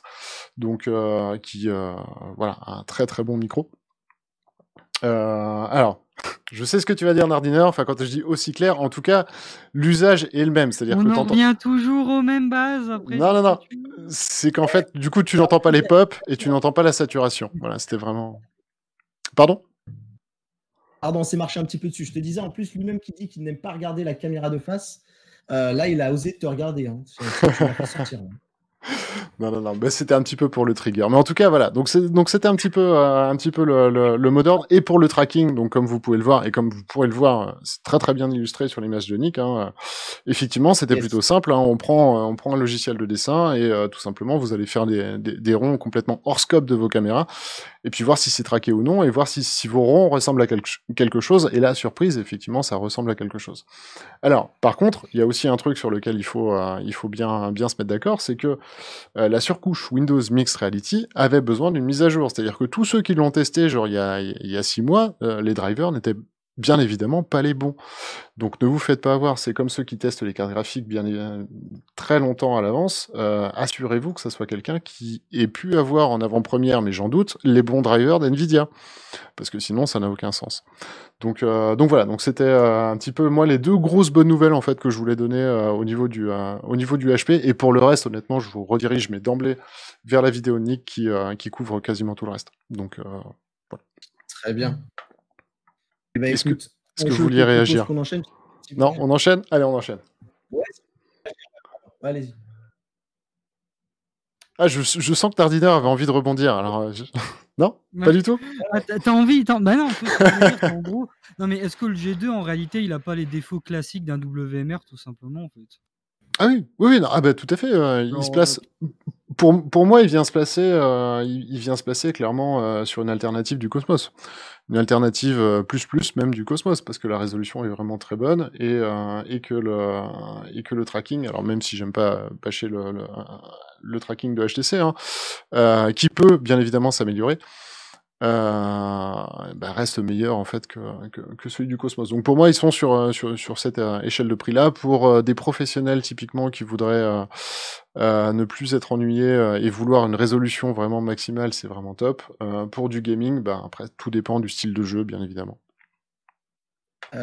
Du coup, j'en profite parce qu'il y a Lenny dans le chat qui nous dit qu'on peut ne pas hésiter à dépasser un petit peu si on peut lui donner un peu de nous. Alors ça tombe bien. On connaît ses aides. Ça tombe bien et j'en profite pour rebondir. Dans tout ça, la bonne nouvelle que je vois, c'est que c'est quand même cool pour la plateforme Windows Mixed Reality, qui j'espère va reprendre un petit peu de souffle. Ça fait un bon porte-étendard, ouais. Ouais, et puis c'est un acteur de plus et c'est toujours bon pour nous consommateurs. On le dit toujours, hein, que plus il y a d'acteurs, plus il y a de concurrence, plus les prix aussi sont attractifs. Ouais, donc c'est un peu dommage de voir Microsoft délaisser sa plateforme. Moi, je sais que j'avais eu un coup d'un constructeur qui m'avait confié que c'était mort à une certaine époque, que Microsoft avait complètement lâché l'affaire. Du coup, ce petit retour, même s'ils le font de manière un peu timorée, parce que je crois qu'il y a quand même aussi une asso avec Valve derrière, c'est ça aussi, avec Steam notamment sur ce Reverb G2. Ouais, non, mais c'est ça. Donc le système audio vient de Valve. Du coup, ils ont dû superviser aussi, j'imagine, un petit peu l'intégralité de la sangle. Hein, c'est-à-dire que vous retrouvez le confort d'un Valve Index. Et puis, Windows a quand même bien amélioré le tracking. Hein, c'est le nouveau tracking Windows MR de Windows qui est installé dans ce casque. Donc voilà. J'ai commencé par cette plateforme et moi j'en étais plutôt content. J'avais le HP de l'époque, le VR 1000 mémoire. Ouais, tout à fait. Puis bon, parmi les Windows Mixed Reality, ouais, c'est le Acer et le Lenovo en fait qui avaient vraiment cartonné. Mais effectivement, il y en avait sorti plein d'autres. Hein. Alors RIP les Asus et autres qu'on n'a jamais vus au final. Mais et puis le fameux Samsung Odyssey et le fameux. Ouais, voilà, c'est ça. Et le fameux Samsung Odyssey et Odyssey Plus qui, au final, n'ont jamais été commercialisés en France. Voilà. C'était comme ça. D'ailleurs, vous aviez un Odyssey de mémoire, non? C'est vous qui avez. Ouais, c'est ça, mais bon, après, il fallait se les faire importer, quoi. Je crois que c'est comme ça un peu que j'ai découvert ETR, tiens, pour la petite anecdote. Ouais. À une époque, le Windows, voilà, ils refont un petit peu le créneau. Hein. À une époque, le Samsung Odyssey et le Odyssey Plus qu'il y a eu derrière étaient un petit peu comme ça la plus haute résolution qu'on pouvait avoir en VR. Donc voilà, c'est quelque chose qui réitère finalement avec le HP. Tout à fait. Ouais. Donc, il me faisait bien envie d'ailleurs ce Samsung, mais le prix était un petit peu élevé. Surtout en import. Louis, peut-être à dire là-dessus, ça te parle? Sur le Reverb G2, moi je suis de l'avis de Nardiner là-dessus. Moi j'ai pas mal eu dans des domaines pro les Windows. Pour moi la plateforme est assez rédhibitoire, donc j'ai pas vu les nouvelles évolutions. Je vais pas trop en parler. Mais je serais curieux de voir. Parce que le dernier que j'ai essayé. De quoi? Pardon. Dire ce qui était rédhibitoire, c'était quoi? C'était la plateforme logicielle, c'était le matos, c'était tout? Ouais. Le matos, il y avait le côté sapin de Noël, on n'aime pas, mais pourquoi pas après tout. Et non, pour moi, c'était vraiment la plateforme logicielle. ça me posait un problème. J'arrivais pas à la faire fonctionner correctement. C'est peut-être juste moi qui étais mauvais, mais voilà, j'arrivais pas à la faire fonctionner comme je voulais qu'elle fonctionne. Le fait de devoir mettre des plugins pour la faire fonctionner sur Steam, contrairement à Oculus par exemple, qui elle était sur un truc très fluide. Voilà, on lançait un truc sur Steam, ça s'associait à Oculus, il n'y avait pas de questions, il importait les trucs, bon, ça marchait pas. Ouais. Donc voilà, moi j'avais ces petits doutes-là, et puis j'avais été très déçu par le Odyssey, notamment parce que j'avais eu plein de problèmes de driver pour m'installer. Mais j'ai hâte de pouvoir essayer le G2 parce que celui-là, ça pourrait bien être un des casques qui permettent de me faire changer d'avis dessus. Ouais, tout à fait. Bah, après, le point noir reste la plateforme, hein, je vous rassure. Voilà, ça n'a pas changé. Dans la douleur. Hein. Après, ça n'a pas été compatible tout de suite. C'est ça. Ça a été dur. Hein. En tout cas, et puis, ils ont un store. En tout cas, j'ai bien hâte de remettre la main dessus parce que du coup, on se le partage, hein, forcément. Remettre la main dessus pour tester Flight Simulator. Tout à fait. D'ailleurs, voilà. C'est ce que disait un petit peu Nick, c'est que c'est un excellent casque pour la simulation, en tout cas. N'hésitez pas à aller voir le test complet, hein, si vous voulez en savoir un peu plus. Et il avait un avis plutôt intéressant, Nick. Voilà, c'est pas un casque à exclure en fonction de vos besoins. Donc, n'hésitez pas à aller. T'as peut-être oublié un détail, Matt. C'est que quand Nick a essayé de nous rejoindre sur VRChat pour ta danse du tracking avec le G2, il a dû redémarrer parce qu'il y a crash. Hein. Oui, tout à fait. Donc ça, encore une fois, on en revient à la plateforme. Voilà. Oui, Pyramès, effectivement, qui nous dit, effectivement, en 2020, ce qui peut être gênant aussi, c'est le manque de capteurs capacitifs et le fait qu'on reconnaisse pas les doigts. En effet. De toute façon, les contrôleurs ont été et sont le gros point noir, hein, des Windows Mixed Reality. Ouais. Et quand c'est chez Oculus, c'est une qualité, tu vois. Je disais le finger il parle bien de finger tracking quand il dit reconnaissance des. Non, mais t'as pas non plus de capteur capacitif en fait. Pour le coup, ouais. Pour le coup, t'as moins en fait. Oui, c'est-à-dire que quand tu poses sur un bouton, il se passe rien. Quoi. Voilà, c'est ça. Du coup, effectivement, c'est un petit peu plus. C'est encore un petit peu. Il se passe rien. Voilà, c'est ça. C'est encore un peu moins immersif. Voilà. T'écraseras pas des canettes dans Alpha Falix, malheureusement. Voilà, donc ce qu'on pouvait vous dire pour le test du HP Reverb G2, le petit retour de Zazel, et on vous recommande chaudement la vidéo de Nick. Du coup... merci Jeriken pour le Prime, merci beaucoup. Merci beaucoup. On propose à Louis de venir nous parler un peu d'hygiène, parce que ça va bien 2 minutes, les jeux et les cacasques. On est en confinement, mais lavez-vous, quoi. Merde, déconnez pas. Voilà, on est quand même dans une période où les gestes barrières, tout ce qui est hygiène revient sur le devant de la scène. Donc, Louis, il fallait qu'il nous ramène ça pour que l'émission soit validée par le ministère de la Santé. Vas-y. Écoute, tu vois, tu n'y crois pas si bien parce qu'il y avait les remises de la e-santé, les prix de la e-santé cet après-midi avec le ministère, d'ailleurs. Enfin bref, en tout cas, je vais vous parler là d'un document qui a été sorti par France Immersive Learning, un document d'une 40aine de pages. Alors pour ceux qui n'aiment pas lire, il y en a la moitié, c'est des images. Sur l'hygiène en VR. Voilà, on parle beaucoup en ce moment des gestes barrières, etc. Sauf que en VR, c'était déjà un problème avant le Covid, l'hygiène. C'est-à-dire que quand on allait sur salon, c'était quand même un peu la cata, on se passe les casques comme ça. Oui. Si tu as du bol, le mec avant toi, il avait un peu chaud, il transpire. C'est vraiment les choses qu'on appréciait dans les salons. Ouais. Ça, c'est si on avait du bol, hein, parce que si on n'avait pas de bol, il avait en plus des pellicules, des poux, voilà. Exactement. Et des boutons dans la bonne mousse.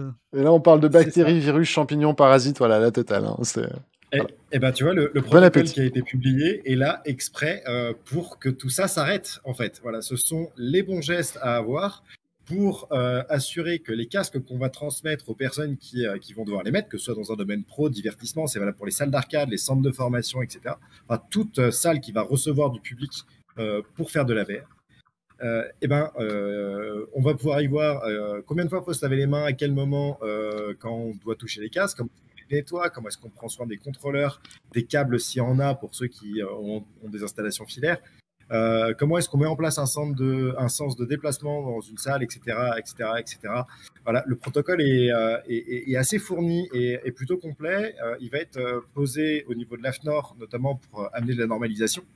Et surtout, je le répète, on on le poste à la faveur, avec tous les guillemets qu'il faut, du Covid, parce que c'est un sujet qui est aujourd'hui centré, mais c'est valable après. Hein, quand ça sera terminé, on n'oublie pas de se laver les mains et de désinfecter ses casques, parce que ça évitera de se refiler à gastro, par exemple. Voilà. Et on sait tous que c'est plutôt pas une belle idée. Et bon appétit. Voilà. Et pour ça, on va dire merci aux UV. C'est le principe de Cleanbox, notamment. Exactement. La Cleanbox, c'est une des propositions qui est faite. Il y a plusieurs propositions qui sont faites pour comment est-ce qu'on va pouvoir nettoyer ces casques. La Cleanbox en est un. On va proposer des choses avec des lingettes parce que, voilà, on le sait, sur la Cleanbox, il y a controverse avec HTC et Oculus qui ont dit que ça dégradait la durée de vie des casques. Dans le monde du pro, nous, ce qu'on répond, c'est ça dégrade la durée de vie des casques, certes, mais en même temps, ça évite que les gens soient malades. Donc, faites un peu le choix de ce que ça peut donner. Oui, voilà. C'est ça. Donc, je pense pour info, le document est disponible sur le site de France Immersive Learning et il est en open source, gratuit, téléchargeable, partageable. Surtout partagez-le pour que plus personne puisse vous filer un casque dégueulasse. On sera tous contents. Ouais. Voilà. Et les copains qui sont là dans le chat, n'hésitez pas si vous arrivez à mettre les liens pour aider les gens qui passeraient par là. Ça peut être cool. Eh ben, en tout cas, bravo. Et puis c'est important avant de se mettre dans la réalité virtuelle pour être libre de tout virus. Pensez quand même à la vraie réalité qui, elle, nécessite un peu de nettoyage quand même un peu avant. Voilà. Je vous propose qu'on aille sur des sujets qui pourraient concerner toute cette hygiène au niveau des casques, puisque Nintendo a présenté son parc d'attractions et puis on a un avant-goût du futur. Les parcs d'attractions auront sans doute de la réalité augmentée, n'est-ce pas? Exactement. Alors c'est un salon. Enfin voilà, avant de le voir à Paris, il va se passer du temps à Nintendo Japon excentricité, dans le bon sens du terme. Attention. Mais du coup, effectivement, Nintendo joue un petit peu les excentriques comme ça, en ouvrant, en tentant en tout cas d'ouvrir son premier salon, parc d'attractions, je vais y arriver. Et vous retrouverez comme ça du Mario Kart, effectivement, dans des vrais décors, et on va également y associer de la vraie réalité augmentée derrière, à base de tablettes ou à base de casques, comme ce que vous voyez là avec le chapeau de Mario. Et donc ça promet pas mal de choses. Alors pour l'instant, c'est une expérience faite avec 3 attractions. Et si ça marche derrière, ils prévoient de se développer grandement. Donc voilà, très clairement, par contre, les lentilles font penser au regretté Meta, l'entreprise Meta. Je sais pas si ça vous parle, MetaVision, enfin dans les casques de VR, ou effectivement un petit peu le casque de Lenovo avec associé à son téléphone. Dans tous les cas, ça promet, et c'est un rêve de gosse, on va pas s'en cacher. J'irai pas au Japon spécialement uniquement pour aller voir ça, mais ça sera un rêve de gosse, quoi. Sauf si on est invité. Oui, tout à fait. Oui, après si on m'invitait, c'est avec grand plaisir. Est-ce que vous voulez venir gratuitement tester? Non, j'ai pas envie en fait. Non, pas juste pour ça. Mais dans tous les cas, si je vais au Japon, ce sera pas juste pour ça. Je m'arrangerai pour faire plein d'autres trucs. Mais effectivement, là, comme on le voit dans ça aussi, ce sont des rushs pris sur la vidéo de Nick. Nintendo, en matière de réalité augmentée, avait déjà tapé fort avec son dernier Mario Kart, que je vous conseille de tester. Un peu cher, bien sûr, si vous voulez le faire à 2, parce qu'il faut 2 Switch et 2 cartes. Mais par contre, franchement, le rendu est top. Mais par contre, est-ce que ce serait pas plus ou pas un aveu, mais est-ce que Nintendo, du coup, bien qu'ils font de là, et je mets des gros guillemets, VR sur Switch, est-ce que ce serait pas un peu, est-ce qu'ils s'éloigneraient pas au final de la VR Switch pour dire, nous, on va aller du côté de la R, on s'y croit un peu, enfin, on s'y sent un peu mieux, quoi. Parce que quand ils réfléchissent, ils font plus rien pour la Switch en VR. Il n'y a plus rien. En fait, Vas-y, Mathieu. Non, je t'en prie, je n'en ferai. Ils touchent à tous les matériaux en fait parce que ils ont fait un essai un petit peu sur la Switch parce que je pense qu'ils veulent voir l'appétence du public par rapport à ça. Ils le font sur le parc d'attractions et j'ai même entendu dire et j'ai même vu d'ailleurs des vidéos où ils proposent Mario Kart en VR. Il existe en bande d'arcade dans les bornes d'arcade de salon. Mm. bande d'arcade en ville que tu peux aller voir. Voilà, c'est pas Ouais, mais ça, directement. c'est un prototype de 2016. Enfin, je veux dire, c'était avant qu'ils fassent Ouais, la c'est encore Switch en VR, excellent. en réalité. J'ai pu le tester en 2019 à Londres. Je te garantis que c'est franchement. Enfin voilà, tu ressors Ah et non, t'as mais qu'une attends, envie. quand je dis vieux prototype, c'est pas péjoratif, c'est pas Non, non, c'est de mais la merde. C'est ouais, dans le non, sens non, où je sais bien. c'est assez éloigné, quoi. Mais il a rien Et perdu de sa superbe. Hein, mais je moi, je pense que le pense que c'est problème de Nintendo, il n'est pas Désolé. forcément là. Nintendo, en fait, a un public très jeune. On va pas s'en cacher. Un public quand même assez jeune. Et la VR à l'heure actuelle est de base en fait déconseillée pour toutes les personnes en dessous ou égal à 13 ans. Et c'est un vrai problème en fait pour eux parce qu'ils ont pour le coup un public très très jeune. Et donc en ça, de toute façon, pour eux, légalement, ils n'ont pas le droit d'y aller. Enfin, ou du moins, ils vont se l'interdire. Et puis, à l'heure actuelle, il y a énormément de problèmes encore, hein, comme le motion sickness ou autre. Nintendo, c'est des fabricants de jouets, et des fabricants de jouets qui vous rendent malade, bah, ça serait du jamais vu. Ah, Enfin, ils ont fait le Virtual Boy, ils sont pas gênés. Hein. ouais, ouais, mais ils ont vite arrêté. En fait, on en fait des caisses avec cette histoire de Virtual Boy, mais honnêtement, ils ont vite arrêté le projet. Hein. Il y a une excellente vidéo de Nick qui en parle. Tout à fait, également. On peut rebondir dessus. Mais voilà, donc je pense que Nintendo, et puis bon, ils sont. Ah, dire qu'ils n'en font pas en R&D, ça serait mentir. Dire qu'ils n'arriveront jamais dessus, pour l'instant, on ne sait pas. Mais en tout cas, eux ont de très grosses réserves dessus, surtout qu'à l'heure actuelle, typiquement, Xbox ne s'y est pas mis non plus. Ils ont entre guillemets que PlayStation qui vraiment s'est lancé dedans et qui va subir une petite passe un peu de régression même. Donc, ouais, je les attends pas sur de la VR avant bien 2 ans quand même, je pense. Nintendo ou PlayStation? Nintendo, ouais. Ah, je pensais les deux, moi, du coup. Ah bah le PSVR 2 aussi, hein, mais salut à toi Exile. Oui. Non, le PSVR 2 Ouais. aussi, hein, c'est sûr qu'il arrivera pas l'année prochaine, mais Nintendo, ouais, je pense qu'il leur faut beaucoup de recul, et puis surtout. Mais par contre, je le dis et je le dirai jamais assez, les licences Nintendo en VR. Voilà, je vous dis que ça, quoi. Je vous dis que ça, mais moi j'ai envie de voir ça. Voilà, un petit peu d'environnement cucu, un petit peu d'environnement à la Mario et autres, plutôt que d'avoir du gros zombie qui tâche constamment. Ça peut être rafraîchissant. Ouais, c'est vrai. Et d'ailleurs, il suffit de voir même des jeux de plateforme comme Moss et tout pour montrer qu'il y a vraiment il y a un boulevard qui peut attendre Nintendo là-dessus. Hein. Tout à fait. Ou Pokémon VR, simplement. Ou Pokémon. T'imagines un bon Pokémon VR, ça pourrait être excellent. Ouais, tout à fait. Non, mais de toute façon, le jour où ils s'y mettront, je pense qu'ils s'y mettront avec la bonne formule. Ils sont un petit peu comme ça, ils attendent que la technologie, elle ait bien pris le grand public avant d'y aller. Et encore une fois, bon, il y a quand même cette équation de l'âge qui reste un problème. Et je pense que pour moi, c'est un frein. Mais tout à fait, Ramès, t'as complètement raison. Imagine un Luigi's Mansion en VR. Enfin, je veux dire, tout est vraiment fait pour, en fait. Il n'y aurait pas de souci. Nous qui sommes habitués, franchement, mais je pense que ça cartonnerait autant, si ce n'est plus, en vrai, qu'un Reflex Felix, en vrai. Donc, voilà. Non, mais ouais, tu as raison, parce qu'en vrai, de toute façon, toutes les évolutions des licences telles que Mario, quand ils sont passés de la 2D à la 3D, a toujours très bien fonctionné, en fait. Ils ont toujours réussi l'exercice parce qu'ils y arrivent et ils s'y mettent à fond, quoi. Ouais, c'est ça. Mais par contre, ils veulent y mettre les formes. Et comme on le disait dans le meet-up d'avant, hein, justement, il y a énormément de standards à créer, énormément de choses en fait, à faire en VR. Et peut-être que Nintendo prend le temps, en fait, justement, de se les créer en interne aussi. Hein. Prend le temps voilà, parce qu'ils ont des mots forts hein, au travers de la VR. On ne croit pas à l'amusement en VR, par exemple, à l'heure actuelle. Alors, à l'heure actuelle, a son importance, hein, bien sûr, et il n'est pas juste là pour dire peut-être on va y aller, peut-être on va pas y aller. Non, s'il voulait pas y aller, il le dirait cash. Voilà, la VR c'est de la merde, on veut pas le faire.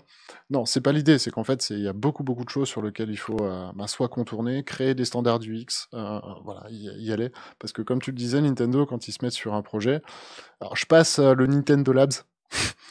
C'était un petit peu voilà, mais généralement quand ils se mettent sur un projet, J'allais y venir. Hein. Ils y vont à fond. Ah non, mais je t'ai devancé hein, sur ce coup-là. Mais non, mais à partir du moment où une entreprise te vend des morceaux de carton et on te sort que c'est révolutionnaire, cherche pas, ils ont gagné, ils ont tout gagné les mecs. Genre ils te vendent des morceaux de carton une fortune et les mecs ils te disent non mais les gars c'est l'idée du siècle, c'est bon, ils peuvent faire ce qu'ils veulent. Alors sur le prix, tu vois, je vais me faire l'avocat du diable. Sur le prix, je suis entièrement d'accord avec toi, c'était beaucoup trop cher pour ce que c'était. Maintenant, mets-toi à la place d'un gamin de 12 ans ou 10 ans qui effectivement faisait ses petites constructions avec ses manettes et machin. Enfin, c'était quand même franchement très très très plaisant. T'as beaucoup de familles qui ont apprécié d'ailleurs construire ça avec leurs gamins. Ouais, c'est le fameux truc du public visé, je suis d'accord, mais dans les faits, C'est pas qu'un truc. Enfin, c'est pas que un truc. Bon, Enfin, mais, je laisserai juste le mot de la fin à l'autre, parce qu'il faut quand même qu'on avance, les gars. Je Ouais. pense qu'on est en train de cramer la durée qu'on pensait faire. voilà. Mais j'ai un peu bugué quand Zazen nous parle de Nintendo qui doit regarder ou bouleverser les standards du X. Ça m'a un peu fait. De l'UX, la user experience.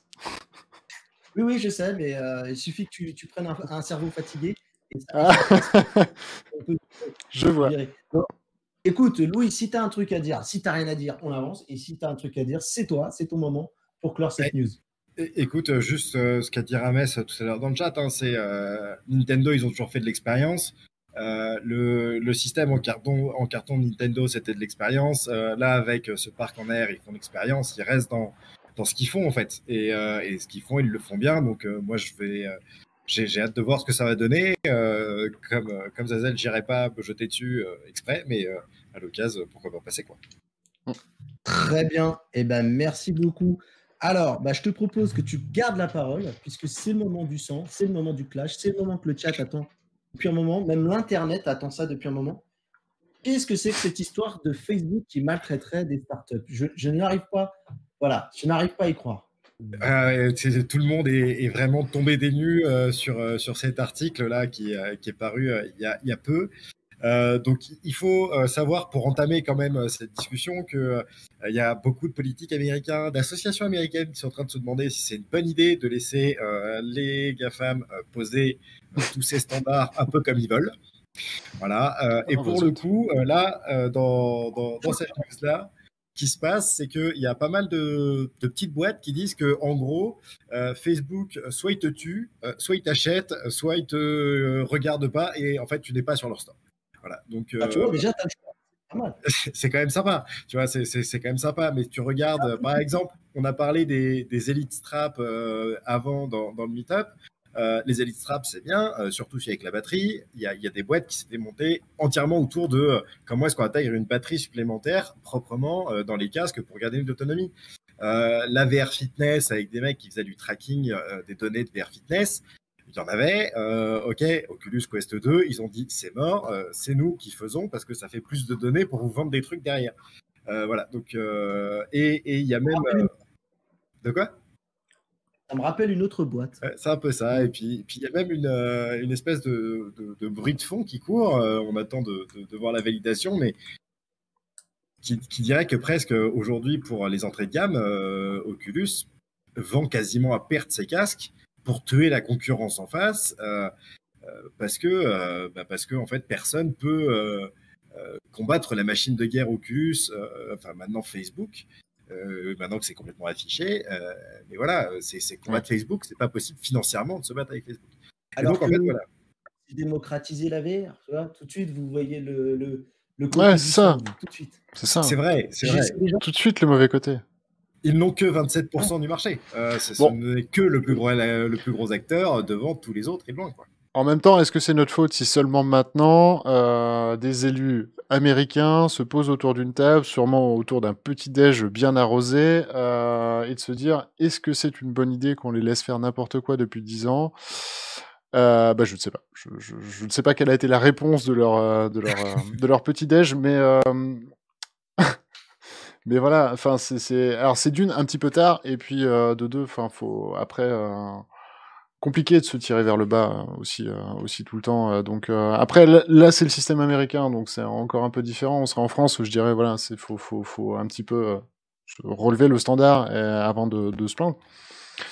À voir. En tout cas, on sait très bien que les pratiques sont un peu déloyales aussi aux États-Unis. Hein, c'est un petit peu ce qu'ils cherchent aussi. Donc. Puis tu sais, Microsoft l'a fait en son temps. Hein, donc, Pardon? Microsoft l'a fait en son temps, hein, donc tu sais, c'est pas nous. Ouais, non, mais Microsoft, Apple, ils se sont tous rachetés une conduite, effectivement, une vraie conduite, hein, pour le coup. Maintenant, c'est pour ça quoi qu'il arrive, quoi qu'il arrive, de toute Eh, façon, il y a cette position de trust. Ouais, dis-moi. Marc est arrivé avec Facebook et dit place aux jeunes. Ah non, c'est ça. Après, bon, aux États-Unis, ils ont vraiment horreur du trust, hein, donc est-ce que Facebook ira aussi loin que ce qu'ils aimeraient faire? Je ne sais pas, mais en tout cas, moi, côté R&D, je suis plutôt bien de se dire qu'ils... Zazel. On a un souci de son. Alors, je pensais que j'étais le seul à l'avoir, mais Allô ouais, Zazel. J'attendais de voir la réaction, mais. Oh non. Ouais, bah, c'est pour ça que je t'ai notifié, heureusement.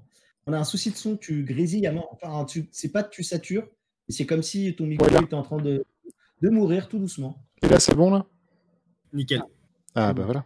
Impeccable. Voilà. Bon, bah désolé. Bon, bah en tout cas, moi, c'était tout ce que j'avais à dire pour cette news. Désolé pour mon micro qui déconne.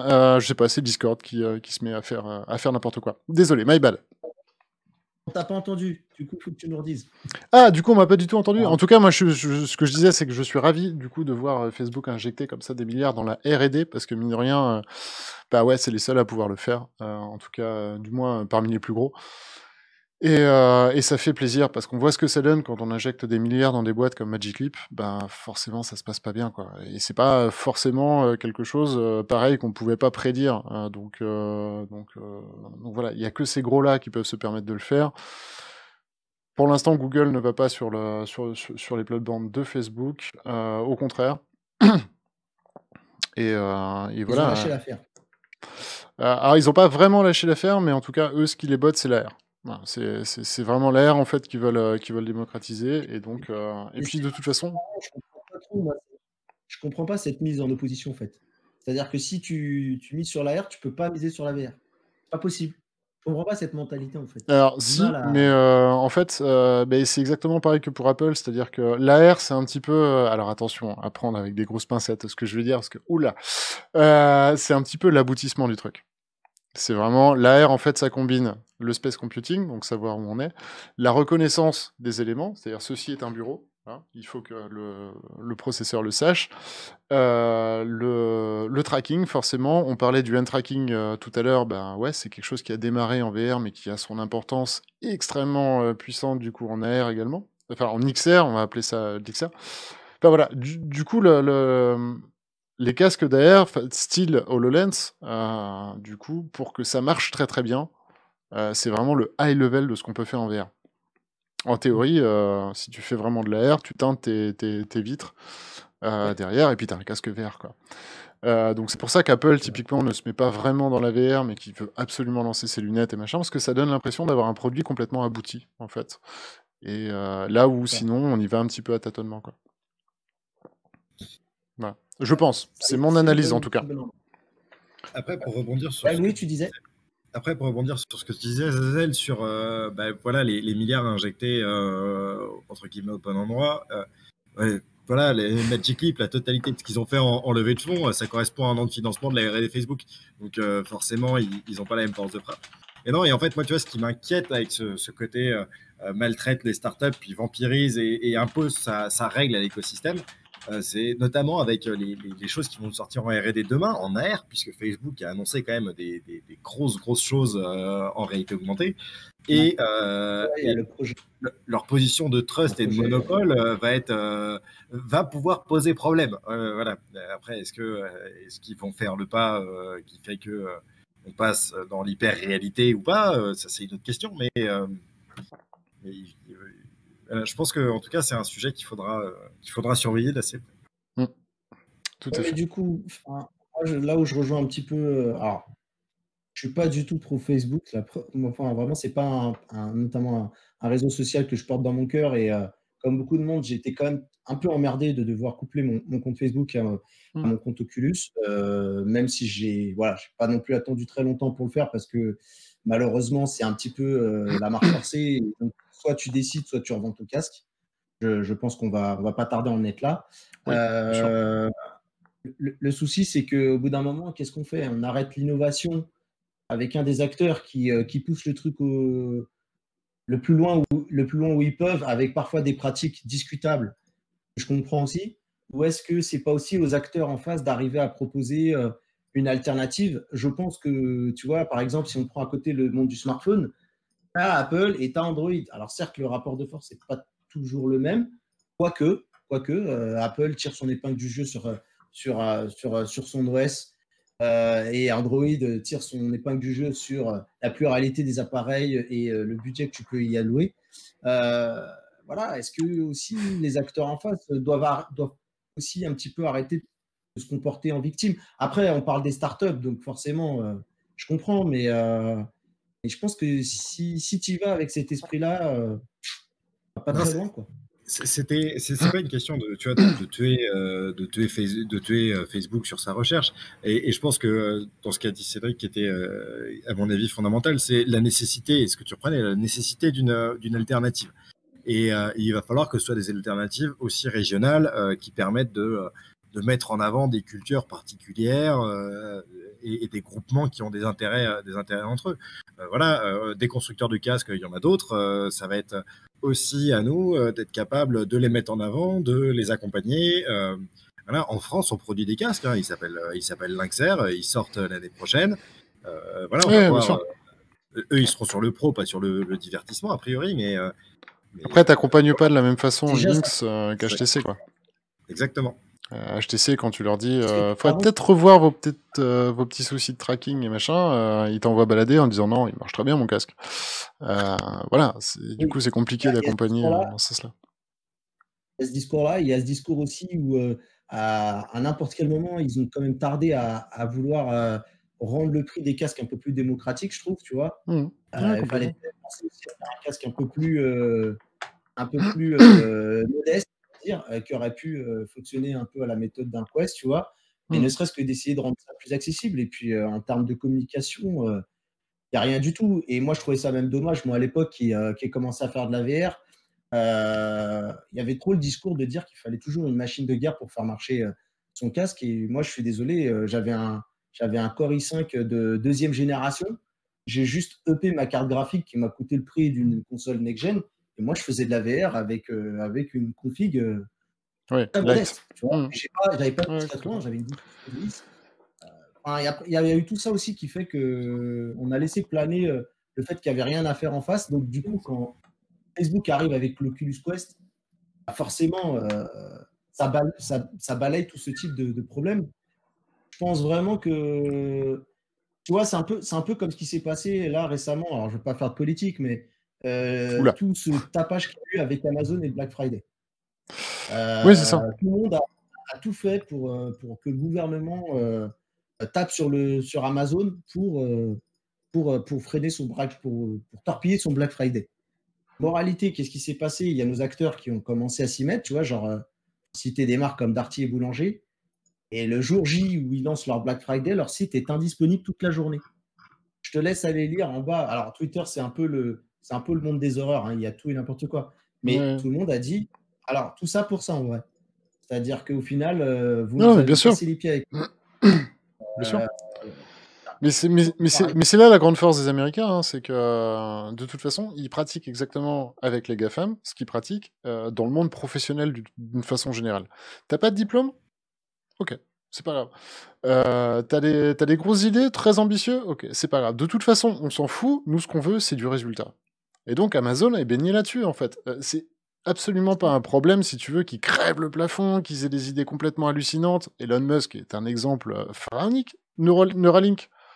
Tu veux du budget, on t'en donne. L'important, c'est le résultat.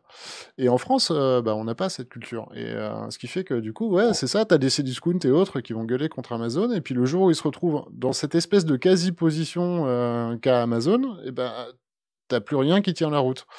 Parce qu'eux, ils se seront pas mis à niveau. Donc, voilà, c'est effectivement un petit peu dommage. Il faut qu'on arrête de vouloir empêcher l'autre de pratiquer comme il pratique, mais c'est essayer de jouer son jeu. Alors, par contre, c'est parce qu'on a pris le train très tard, mais on n'a plus le choix. Mais par contre, c'est sûr qu'il faut une alternative. Il faut lui laisser sa chance de se développer. Là, je parle vraiment de la VR. Il faut lui laisser sa chance, mais par laisser sa chance, c'est pas pousser le petit mouton noir et le pain de blanc, quoi. C'est vraiment, il faut que ça vaille la peine. Et c'est pour ça que j'attends une société comme Lynx, effectivement, qui aura d'autant plus de mérite de faire quelque chose, effectivement, extrêmement quali en R&D. Fonctionnel, pas forcément très cher, sans avoir effectivement des milliards à injecter. Hein. Ouais, mais donc, tu vois, Ouais, Zazel, il y a un problème, je vous laisserai rebondir, on essaiera de terminer là-dessus. Ouais. Le truc qui m'emmerde, c'est que ça y est, on a parlé de Lynx, la première chose qu'on a dit, c'est bah oui, mais bon, ça sera pour les professionnels. Pourquoi ils disent ce genre de choses? Pourquoi Ah non, non, non, ils non. testent C'est pas vraiment le ça? discours de Lynx, en fait. C'est D'accord. que il va laisser vraiment son casque au use case, en fait, que tu vas y trouver. C'est juste que, fondamentalement, eux ne s'occuperont pas de l'intégration dans les jeux. C'est-à-dire C'est ça. qu'un développeur et un éditeur qui a envie d'intégrer le casque Link, bien évidemment, il le pourra. Le casque aura tout ce qu'il faut pour pouvoir le faire. Par contre, effectivement, ils n'ont pas pour prétention de racheter des studios, de forcer les casques, les développeurs à intégrer leur casque et autres. Le casque est compatible OpenVR, OpenXR, pardon. Et à partir de ce moment-là, du coup, il est standardisé. Donc, en théorie, il sera Et du coup, compatible. on peut y mettre un SteamVR dessus, par exemple? Ça fonctionne? Alors là, il faudra en parler un peu plus, effectivement, avec Stan, hein. Il avait donné déjà pas mal de pistes dans l'interview que vous aurez là sur la chaîne secondaire. Ouais, que tu avais fait. Mais voilà, en tout cas, fondamentalement, c'est pas un problème en soi. C'est-à-dire qu'à partir du moment où tu es compatible sur un standard, voilà, tout ce qui est compatible avec ce standard va naturellement pouvoir se faire. Maintenant, là où on parle pro aussi, c'est par rapport au prix, quoi. Là, on est sur du 1500, 1600, Non, un je peu sais moins que plus. ça. Un peu Un peu moins. moins que ça, et 1002, je crois, quelque chose comme Voilà. ça, 1300. Donc, Et puis surtout sur le segment pro, tu vois, il y a toute cette dimension casque français, assemblé en France, pas produit, les pièces viennent toujours de l'étranger, mais on a un casque qui est fait par une entreprise française, t'as pas la question de la politique de données où je dois créer un compte Facebook pour pouvoir avoir le Workplace by Facebook et tu sais pas bien ce qui se passe quand tu vas arrêter de payer la licence. Enfin, voilà, t'as quand même tout un écosystème qui va rassurer les industriels français pour utiliser ce genre de casque, même si aujourd'hui, voilà, il y a HTC, ils vont plus venir chasser sur le territoire d'HTC en fait, à mon avis. Hein. Après, je connais pas la stratégie de Lynx, loin de là. Mais à mon avis, ils vont plus chasser sur le territoire du pro parce que les pros font développer des expériences pour eux-mêmes. Alors que nous, joueurs, on peut pas aller dire enfin, c'est compliqué d'aller dire à un studio bonjour, on aimerait que vous développiez sur des Lynx, quoi. ouais, tout à fait. Sinon, on n'achète pas votre jeu. Tout à Tout fait. à fait. Bon, Écoutez, c'est une question complexe est-ce qu'on... dont on ne peut pas donner une réponse. C'est ce que j'ai envie de vous dire. En tout cas, oui, nous, et je ne pense pas trahir la pensée de Zazel et même la philosophie de TR, c'est que le jour où il y aura quelqu'un pour se mettre en face, il aura le droit en tout cas au même traitement de faveur que tous les autres. Et, Ah bah bien sûr, oui, et oui, c'est non mais tout à fait. en tout Tout à fait. cas, on souhaite des alternatives. Ouais. Tout à fait. C'est vrai qu'on nous traite souvent de fanboy, alors je pense que les mots entre guillemets dépassent la pensée, comme on dit, parce qu'on parle beaucoup d'Oculus. Mais comme on l'a dit, c'est un acteur non seulement majeur, mais il est en passe de devenir le leader. Forcément qu'on en parle beaucoup. Il y a énormément de news et toute la com Oculus est faite pour. Hein. On essaye de pas trop rentrer dans leur jeu à mort non plus. C'est pas l'idée, parce que nous, des mails d'Oculus, si vous voulez, sur les nouveautés, les machins, les dernières mises à jour et compagnie, enfin, ils ont une com énorme au niveau de la presse et autres. On en parle bien moins que ce qu'on devrait, au final. Je confirme. Moi, c'est pareil. J'ai Ouais, beaucoup de voilà, c'est mails. ça. Donc du coup, non, c'est juste qu'on n'a rien d'autre à se mettre sous la dent, quoi. HTC, c'est zéro. Oui. Enfin, y a aucune news, rien. Le casque limite est en train de mourir. Du côté de Valve, ben pareil. Est-ce que vous avez reçu de nouvelles mises à jour? Est-ce que vous avez eu de nouvelles avancées? Non. Et les avancées qu'on avait, en plus, c'était pas forcément extrêmement bonnes, en fait. C'était la dernière mise à jour, c'est SteamVR, du coup, qui plantait beaucoup. Donc non, c'est pas du fanboyisme, hein, c'est juste qu'il y a une véritable... On sent vraiment qu'il y a une véritable entreprise derrière, avec une véritable stratégie marketing, un véritable... Enfin, voilà, toute une usine, en fait, qui s'est créée derrière. Et puis les autres qui étaient là un petit peu en amateurisme, et ça me surprend beaucoup d'HTC quand même, qui est quand même pas une petite boîte, mais qui étaient là un petit peu en amateur, et du coup il y a un contraste assez fulgurant, quoi. Et on a beau essayer de compenser, entre guillemets, bah, c'est dur. C'est dur. Ouais. Pour moi, HTC s'est simplement contenté de la hype qu'il y a eu autour du Vive et on a trop profité pendant trop longtemps avant de se remettre en question. Et aujourd'hui, Ouais. pareil, HTC le dit lui-même, c'est eux-mêmes qui nous le disent. De plus en plus, ils se replient sur l'axe professionnel parce qu'ils ont bien compris qu'ils n'arrivent plus à jouer le jeu.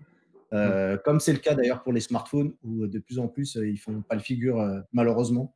Et c'est un grand adorateur d'HTC qui vous dit ça. Donc, voilà, très, Non, mais très clairement. triste. Je vous Bon, propose qu'on avance, les amis, parce que je ouais. pense qu'on a laissé quand même assez de rab à Lenny. Il va Je, falloir qu'on... je pense même qu'on peut se dire effectivement qu'on va balayer assez très très rapidement les news qui nous restaient. Non, je sais pas ce que t'en penses, Mathieu. Oui, oui, non, tout à fait, tu as raison. Je voulais juste savoir, en une phrase, alors du coup, Louis, ce que tu voulais nous dire par la news VRDM et VPN HTC, j'ai pas du tout le temps de regarder, et on va te laisser nous expliquer ça en 2 mots. Ouais, et ben, en 2 mots, on va avoir de quoi manager des grandes flottes de casques dans les entreprises et en plus avec des accès sécurisés via des VPN. On en reparlera la prochaine fois. D'accord, ok, très bien. c'est ça. On reviendra, je pense, sur cette news qui est assez intéressante. D'accord, je vois bien où tu veux en venir maintenant. Ok, eh bien écoutez, je pense qu'on peut aborder la partie gaming maintenant. Et du coup, Medal of Honor Above and Beyond, qui n'est plus très très loin. Et du coup, qui fait parler de lui, notamment pour sa taille d'espace disque qu'il va occuper. Il y a des gros chiffres qui sortent, 340, 170 gigas. Ouais. Donc, du coup, 1 Tera et Zazen, demi. oui, voilà. 1 Tera exactement. et demi, voilà. Changer J'ai acheté mon data center pour jouer. C'est ça, achetez votre data center pour jouer à Medal of Honor. Non, non, effectivement, ça fait beaucoup, beaucoup de bruit.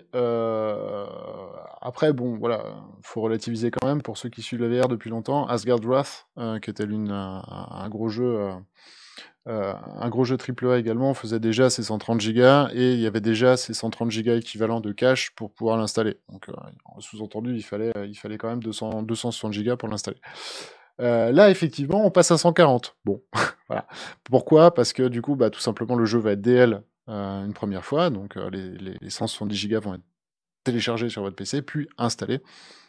Puis le cache va être supprimé, donc il vous faudra 2 fois 170 Go pour pouvoir l'installer. Ne soyez pas surpris si vous avez pile poil fait la place de 170 Go que le soft en fait vous envoie bouler.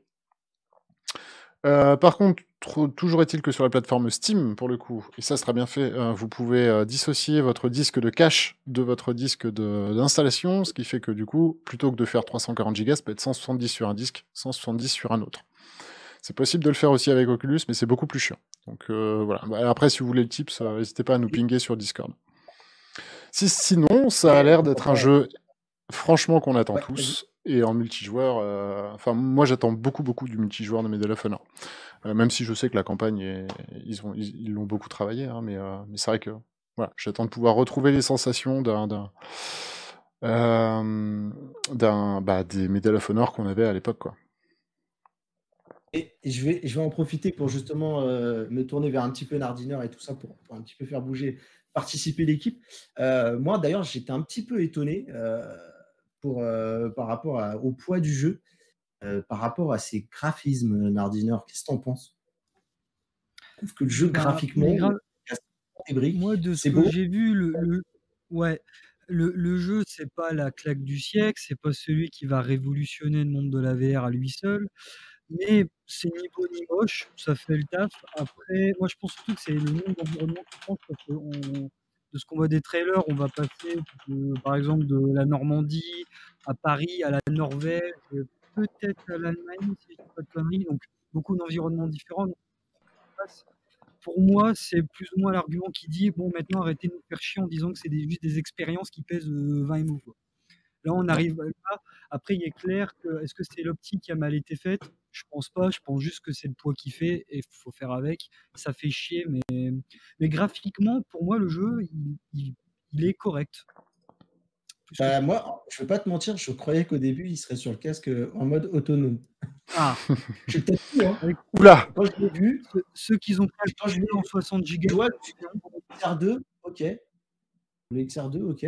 Je suis peut-être fou, hein. Je surévalue peut-être la puissance du XR2. Ah oui, là, ça va être compliqué de faire tourner ça sur une XR2. En fait, le.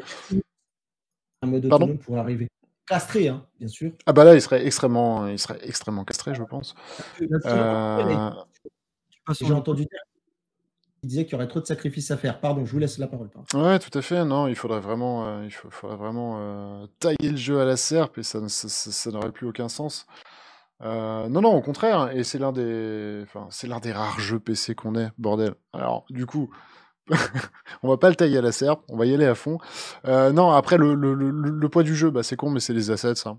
C'est des assets et le fait aussi qu'on ait de la résolution dynamique en fait. Hein. Donc il a fallu charger les assets de plein de résolutions du coup différentes. Et c'est ça qui pèse lourd. Par exemple, là, dans le gameplay dans la forêt, c'est magnifique. Hein. C'est C'est vraiment. vrai? Ok. Bon, bah écoute, faut Ouais. vraiment que je Alors, revoie ça avec des yeux c'est peut-être ça. posés. Par contre, effectivement, alors t'as un énorme décalage, mais moi ça me fait limite plaisir que ça soit bien assumé en vrai. T'as un énorme décalage entre effectivement ce que tu vois à l'écran et un Cyberpunk un 2077, hein, on est d'accord. Ici, t'es sur un... Bah, de toute façon, c'est pas compliqué, c'est pour fêter les 20 ans de la licence. Je pense pas me tromper en disant que le Medal of Honor qui est sorti il y a 20 ans était plus beau que celui qu'on voit là. Mais au moins, c'est assumé. On a un univers qui est beaucoup plus riche. En fait, ça ne sert à rien en VR d'avoir des graphismes chialés de partout, du ray tracing et compagnie, si c'est pour avoir un univers complètement vide.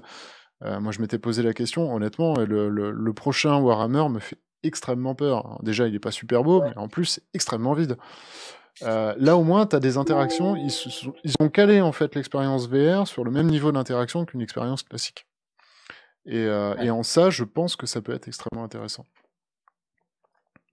Salut tout à Ganakal. fait. Bon, bah écoute. Comme j'ai- Louis, tu l'attends ce jeu toi aussi? Bah écoute, moi j'ai du mal à jouer sur PC en VR parce que aujourd'hui mon disque est plein, donc il faut que j'en achète un neuf. Voilà. Donc Ah les oui, 170 Go de Medal of Honor. C'est ça, T'as les vu mon 170. intro? Je dis, c'est le prix d'un disque. C'est ça. Donc bah, moi, il va me coûter le prix du disque. Et vu qu'en ce moment c'est pas méga dispo, enfin quoique normalement si. Mais bon. Voilà, je vais essayer de m'y mettre, moi, mais plutôt 2021. Voilà, il sera pas sous le sapin cette année, en tout cas.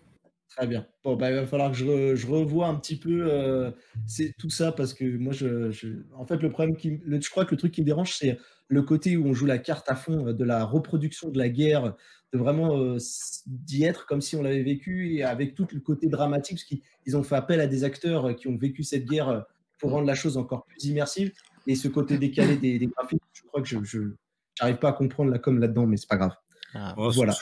Souviens-toi de Richie Splank, hein, ça a fait flipper tout le monde, c'était dégueulasse et tout moche. Hein. Ouais.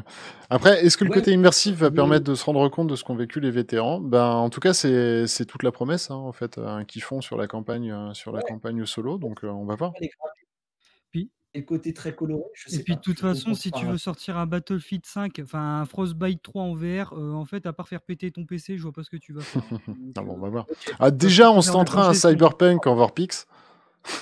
Genre, Ouais, putain, à un voilà. moment, tu dois faire des concessions. On verra ce que Écoute, ça non, mais un donne. Half-Life Alyx, par exemple, tu vois, le ton d'un Half-Life Alyx, ça aurait pu fonctionner. Ouais. Oui, mais alors attention, parce que là, t'es quand même dans des mondes vachement plus ouverts. Half-Life Alyx, finalement, c'est très très couloir. Ouais. C'est très beau, c'est très couloir. Ce qui ne retire rien au jeu, hein, parce qu'il est basé là-dessus. Mais là, on est quand même sur des mondes ouverts qui sont censés bouger, quoi. Si t'as un monde ouvert où t'as un pélo qui va traverser ton pré, bah, c'est moins drôle. Ok. Très bien. Alors, Population One, les amis, qui sort les doudounes. Ouais. Du coup, est-ce qu'on a un peu de détails sur. Ou c'est juste qu'ils vont mettre un skin neige et ce sera tout? Eh ben ouais, banco. Non, ils vont mettre effectivement un screen. Enfin ouais, en tout cas ils vont remettre la carte au format de Noël. Des nouveaux skins également. Et puis du coup sachez que ça va durer du 3 au 14. Et vous avez 100 flocons de neige du coup à récupérer. Pour du coup gagner des points, exactement comme le premier event qu'ils avaient fait pour Halloween. Voilà. Donc, au travers de la map, vous avez une centaine d'éléments. Enfin, vous avez des éléments à récupérer qui vous font gagner des points, qui peuvent vous faire gagner des skins. Eh bien, les gars, j'ai hâte de voir vos streams parce que pour moi, ça, c'est un jeu à bassine obligatoire. Donc, je serai mon tour. Voilà, je suis trop Cinétos friendly. Du coup, je vous propose aussi qu'on parle du clap de fin, d'une On se fait la licence dernière cartonne en cinéma. Ouais. Et qui est Marvel Power United. Voilà, un jeu qui avait peut-être tout pour lui pour réussir avec la licence, le timing, tout était parfait. Et Absolument pourtant, aujourd'hui, le jeu n'est plus dispo. C'est ça, Zazel? Ouais, Et c'est mais il n'avait pas grand-chose pour lui, hein, si vous regardez. Alors, il avait ses aficionados. Il y avait des gens qui l'avaient adoré. Mais ben, spoiler, j'en faisais pas du tout partie. Euh, je lui avais mis un 12 d'ailleurs à l'époque à sa sortie. Et pourtant, c'était pas un 12 parce qu'il était rempli de bugs. C'était vraiment un 12 parce que c'est extrêmement vide. Alors sur le trailer, c'est vraiment jouissif, c'est superbe. Est-ce qu'on va voir Après, vraiment ça des sentait le images du truc jeu? Ouais. répétitif. En gros, Iron Man PSVR est sorti et ça lui a mis une fessée et c'est la finalité. Ouais, non, mais c'est surtout que c'était extrêmement répétitif. C'est du jeu par vague, finalement. Changer d'un héros à l'autre n'a d'intérêt finalement que l'intérêt que tu lui portes sentimentalement à ce héros. Enfin voilà, deux trois pouvoirs, c'est quelque chose d'assez vide. Il était plutôt beau, mais en gros, pour moi, ils ont complètement dénigré en fait la partie gameplay au profit d'une partie visuelle, quoi. À l'époque, il était très très beau pour les standards. Par contre, voilà, en 1 heure, t'avais fait le tour du jeu, même si tu savais qu'il y avait encore 30 bonhommes à regarder, quoi. Ouais, non, il y Un avait jeu un très par très vague. bon casting, hein. Après, moi, je vous donne mon retour à moi. Alors, visiblement, pour qu'il l'arrête aussi brutalement, c'était pas T'es que pas mon loin de la retour à vérité, je moi, pense. effectivement. Mais par contre, il avait quand même ses aficionados. C'était un jeu jouable en coop. Et toujours est-il que maintenant, vous ne pourrez plus le trouver dans le commerce. C'est impossible, hein. Si vous allez sur le store Oculus, ben voilà, vous ne le trouvez pas. Et à partir du mois de mars, de toute façon, vous ne pourrez même plus y jouer. Voilà. Donc, tout simplement, J'aurais c'est pour. j'aurais pas pu le lâcher en gratuit, juste comme ça. Genre, vas-y, Bah, on vu, file vu là. qu'il y avait, vu qu'il y avait un mode coop, je pense qu'il y a une histoire de serveur derrière. Et vu qu'il y avait une histoire de serveur, selon comment ça a été codé, ben, je pense qu'ils pouvaient justement pas le laisser en mode standalone. Je sais pas. Faudrait voir si on peut y jouer Déjà, complètement offline à ce jeu. Pardon? pour le temps qui reste, c'est ça que je pensais, quoi. Ouais. En disant, bon, au lieu de le Ah retirer, oui, ok. on fait jusqu'à ce que la date butoir arrive, quoi. Lui donner une belle mort. Ouais, tout à fait. Ouais, je sais pas. Je sais pas comment ça s'est passé. En tout cas, c'est très soudain, très, très, très bizarre finalement dans le game, dans le milieu du gaming. C'est très, très, très, très bizarre comme comportement. Qu'est-ce que ça cache? Ben, pour l'instant, en tout cas, on sait pas trop, mais c'est quand même pas des très, très bonnes nouvelles. Bah, deux Donc, théories, soit le jeu il coûtait trop cher à maintenir pour le prix que ça leur rapportait, ce qui se passe très souvent dans ce genre de cas, ouais, bien sûr. ou alors ils avaient tout simplement plus la licence Marvel, parce que c'est des licences qui payent et c'est des dates, après ils C'est possible renouvellent, et là aussi. ils ont plus les dates, donc on dit bon bah à ce moment-là on coupe, on n'a plus la licence. C'est ça. Voilà. Parmi les théories, C'est parmi deux les théories. théories la plus viable, effectivement, la deuxième enfin, un mix des deux, en fait. Un mix des deux était viable. Le jeu ne marchait pas beaucoup, il fallait renouveler la licence Marvel. Le fait qu'un investisseur ait Ouais, mis je le point pense. sur la table en disant c'est mort, et du coup vous m'arrêtez ça à la fin de la licence, ça peut avoir du sens, justement. Ouais. Sachant d'autant plus que Et ben, c'était un jeu sponsorisé Oculus PC, et que Facebook ne fait plus de PC. Donc je pense qu'il y avait une combinaison en fait de tout ça qui fait que bam, voilà. alignement des étoiles. Pas dans le bon Et sens, mais ouais, c'est ça, un alignement des astres qui lui a mis bien profond au jeu, ouais. et bah écoute, en tout cas, je terminerai par cette expression: si toutes les bonnes choses ont une fin, les mauvaises aussi, apparemment. Voilà, je pense qu'on Bien va joué. clore Quel beau mot. cette première. Ah, ça fait 3 jours que je ne l'ai fait pas. Ouais. Ouais. Bon, en tout cas, je pense qu'on peut clôturer cette première émission, Zazel. Ouais. Bah écoutez, en tout cas, moi je voulais te remercier, Mathieu, pour avoir animé cette soirée. J'espère que tu reviendras et que tu n'es pas déçu. Moi aussi, j'espère que le public qui nous a regardé n'est pas trop déçu et me pardonnera un petit peu peut-être ma nervosité. J'étais peut-être un Ouais. petit. Mais t'inquiète pas. Et non, t'étais pas si nerveux. T'étais pas si nerveux. Ne t'inquiète pas. Au contraire, moi j'ai beaucoup apprécié ce moment avec toi et ainsi que Louis et Nardiner, hein, très clairement. En tout cas, j'espère que vous avez aimé. On a Itch qui nous dit top les gars. Ben merci, merci beaucoup. Merci. T'étais au top, Mathieu. Voilà. Ne t'inquiète Merci, pas, Louis. Mathieu. Ouais, les nids pas reculés. Hein. Denis, effectivement, on va te rendre la place juste après. Deux petits mots. Tout ce que vous voyez, côté setup, machin, tout ça, ça va changer. L'émission était censée durer 1 heure. Elle durera 1 heure la prochaine fois. Bon, là, on a clairement explosé. Et ça tombait bien visiblement par rapport à Lenny. Donc, voilà. On s'excuse d'avoir débordé effectivement sur le planning. On va rendre l'antenne à Lenny. Lenny, vous allez retrouver. Donc, Lenny fait des trucs là incessamment sous peu. Qu'est-ce qu'il va faire? Eh ben, des trucs. Moi, je ne sais pas. On va voir. En tout cas, il avait besoin de Je vais préparer des regarder. choses. Moi, je vais Bah, regarder en tout cas. j'espère en tout cas, effectivement, Pareil. que tout le monde regardera. Un grand soutien à lui. C'est son premier stream sur la Web TV également. Hein. Vous savez que c'est notre première semaine. Donc, n'hésitez pas à l'encourager et aller voir ce qu'il fait. En tout cas, merci. Merci d'être présent. Merci d'être présent depuis hier que ça a commencé vraiment. C'était vraiment cool. Tous les streamers d'hier ont apprécié. Donc c'était vraiment top. Allez, nous on rend l'antenne. Du coup, Alénie, un petit mot de la fin pour quelqu'un? Non? Eh ben allez, il n'y a pas de mot de la fin pour. Tu peux dire comme ça. C'est bon, moi j'ai le droit de sortir de mon bureau pour la première fois depuis 2 jours. J'ai le droit de rentrer chez moi, faire la Ok. TV, le taf. C'est cool. Ah oui, c'est ça. Est-ce que le chien sera de la partie dans le stream de Linux, là Le chien est toujours là chez lui. Le programme continue sur la Web TV de TR, donc restez branchés. Hein. C'est ça. Et restez connectés. Restez connectés. Hein. N'hésitez pas. Tu peux le dire, hein, tu peux le dire. Ah non, mais ici, sors la C'était le canette moment de de le Coca, tout. C'était le moment, c'était ton moment. Bon, en tout cas, oui, effectivement, j'ai oublié de le préciser. N'hésitez pas à aller regarder du côté, si vous êtes un amoureux comme ça du high-tech, n'hésitez pas à aller regarder du côté également de la chaîne de Mathieu, qui s'appelle Restez connectés. Et je pense qu'on prendra d'ailleurs comme mot de la fin pour l'émission de news, une très bonne chaîne sur laquelle il couvre, du coup, il vous en parlera forcément mieux que moi, mais sur lequel tu vas couvrir tout ce qui est high-tech. Smartphone notamment, mais high-tech en général. Ouais. Tout à fait. De façon détendue, précise, et du coup tu fais même aussi des lives sur cette chaîne, sur lequel tu invites généralement, pareil, les experts en fait du domaine et autres. Donc n'hésitez pas. Je crois que tu as des beaux projets aussi en préparation. Donc n'hésitez pas à aller regarder du côté de Rester Connecté, la chaîne YouTube. Et voilà, et nous on va et bien sûr un grand merci à Immersive Learning, hein, forcément, qui est notre sponsor, enfin qui est notre partenaire du coup sur la partie professionnelle, donc et dont Louis fait partie. Donc merci beaucoup, parce que cette Web TV a besoin d'une dimension professionnelle, je vous l'assure. Allez, Lenny, tu nous dis quand tu es prêt, n'hésite pas, et on se retrouve, nous, très vite. On se retrouve quand? Ah bah non, moi pas très vite. On se retrouve éventuellement vendredi si j'ai le temps de jouer à la soirée ETR avec Nardiner, sinon dimanche. Allez, bonne soirée à vous. Des Ciao. bisous. Ciao.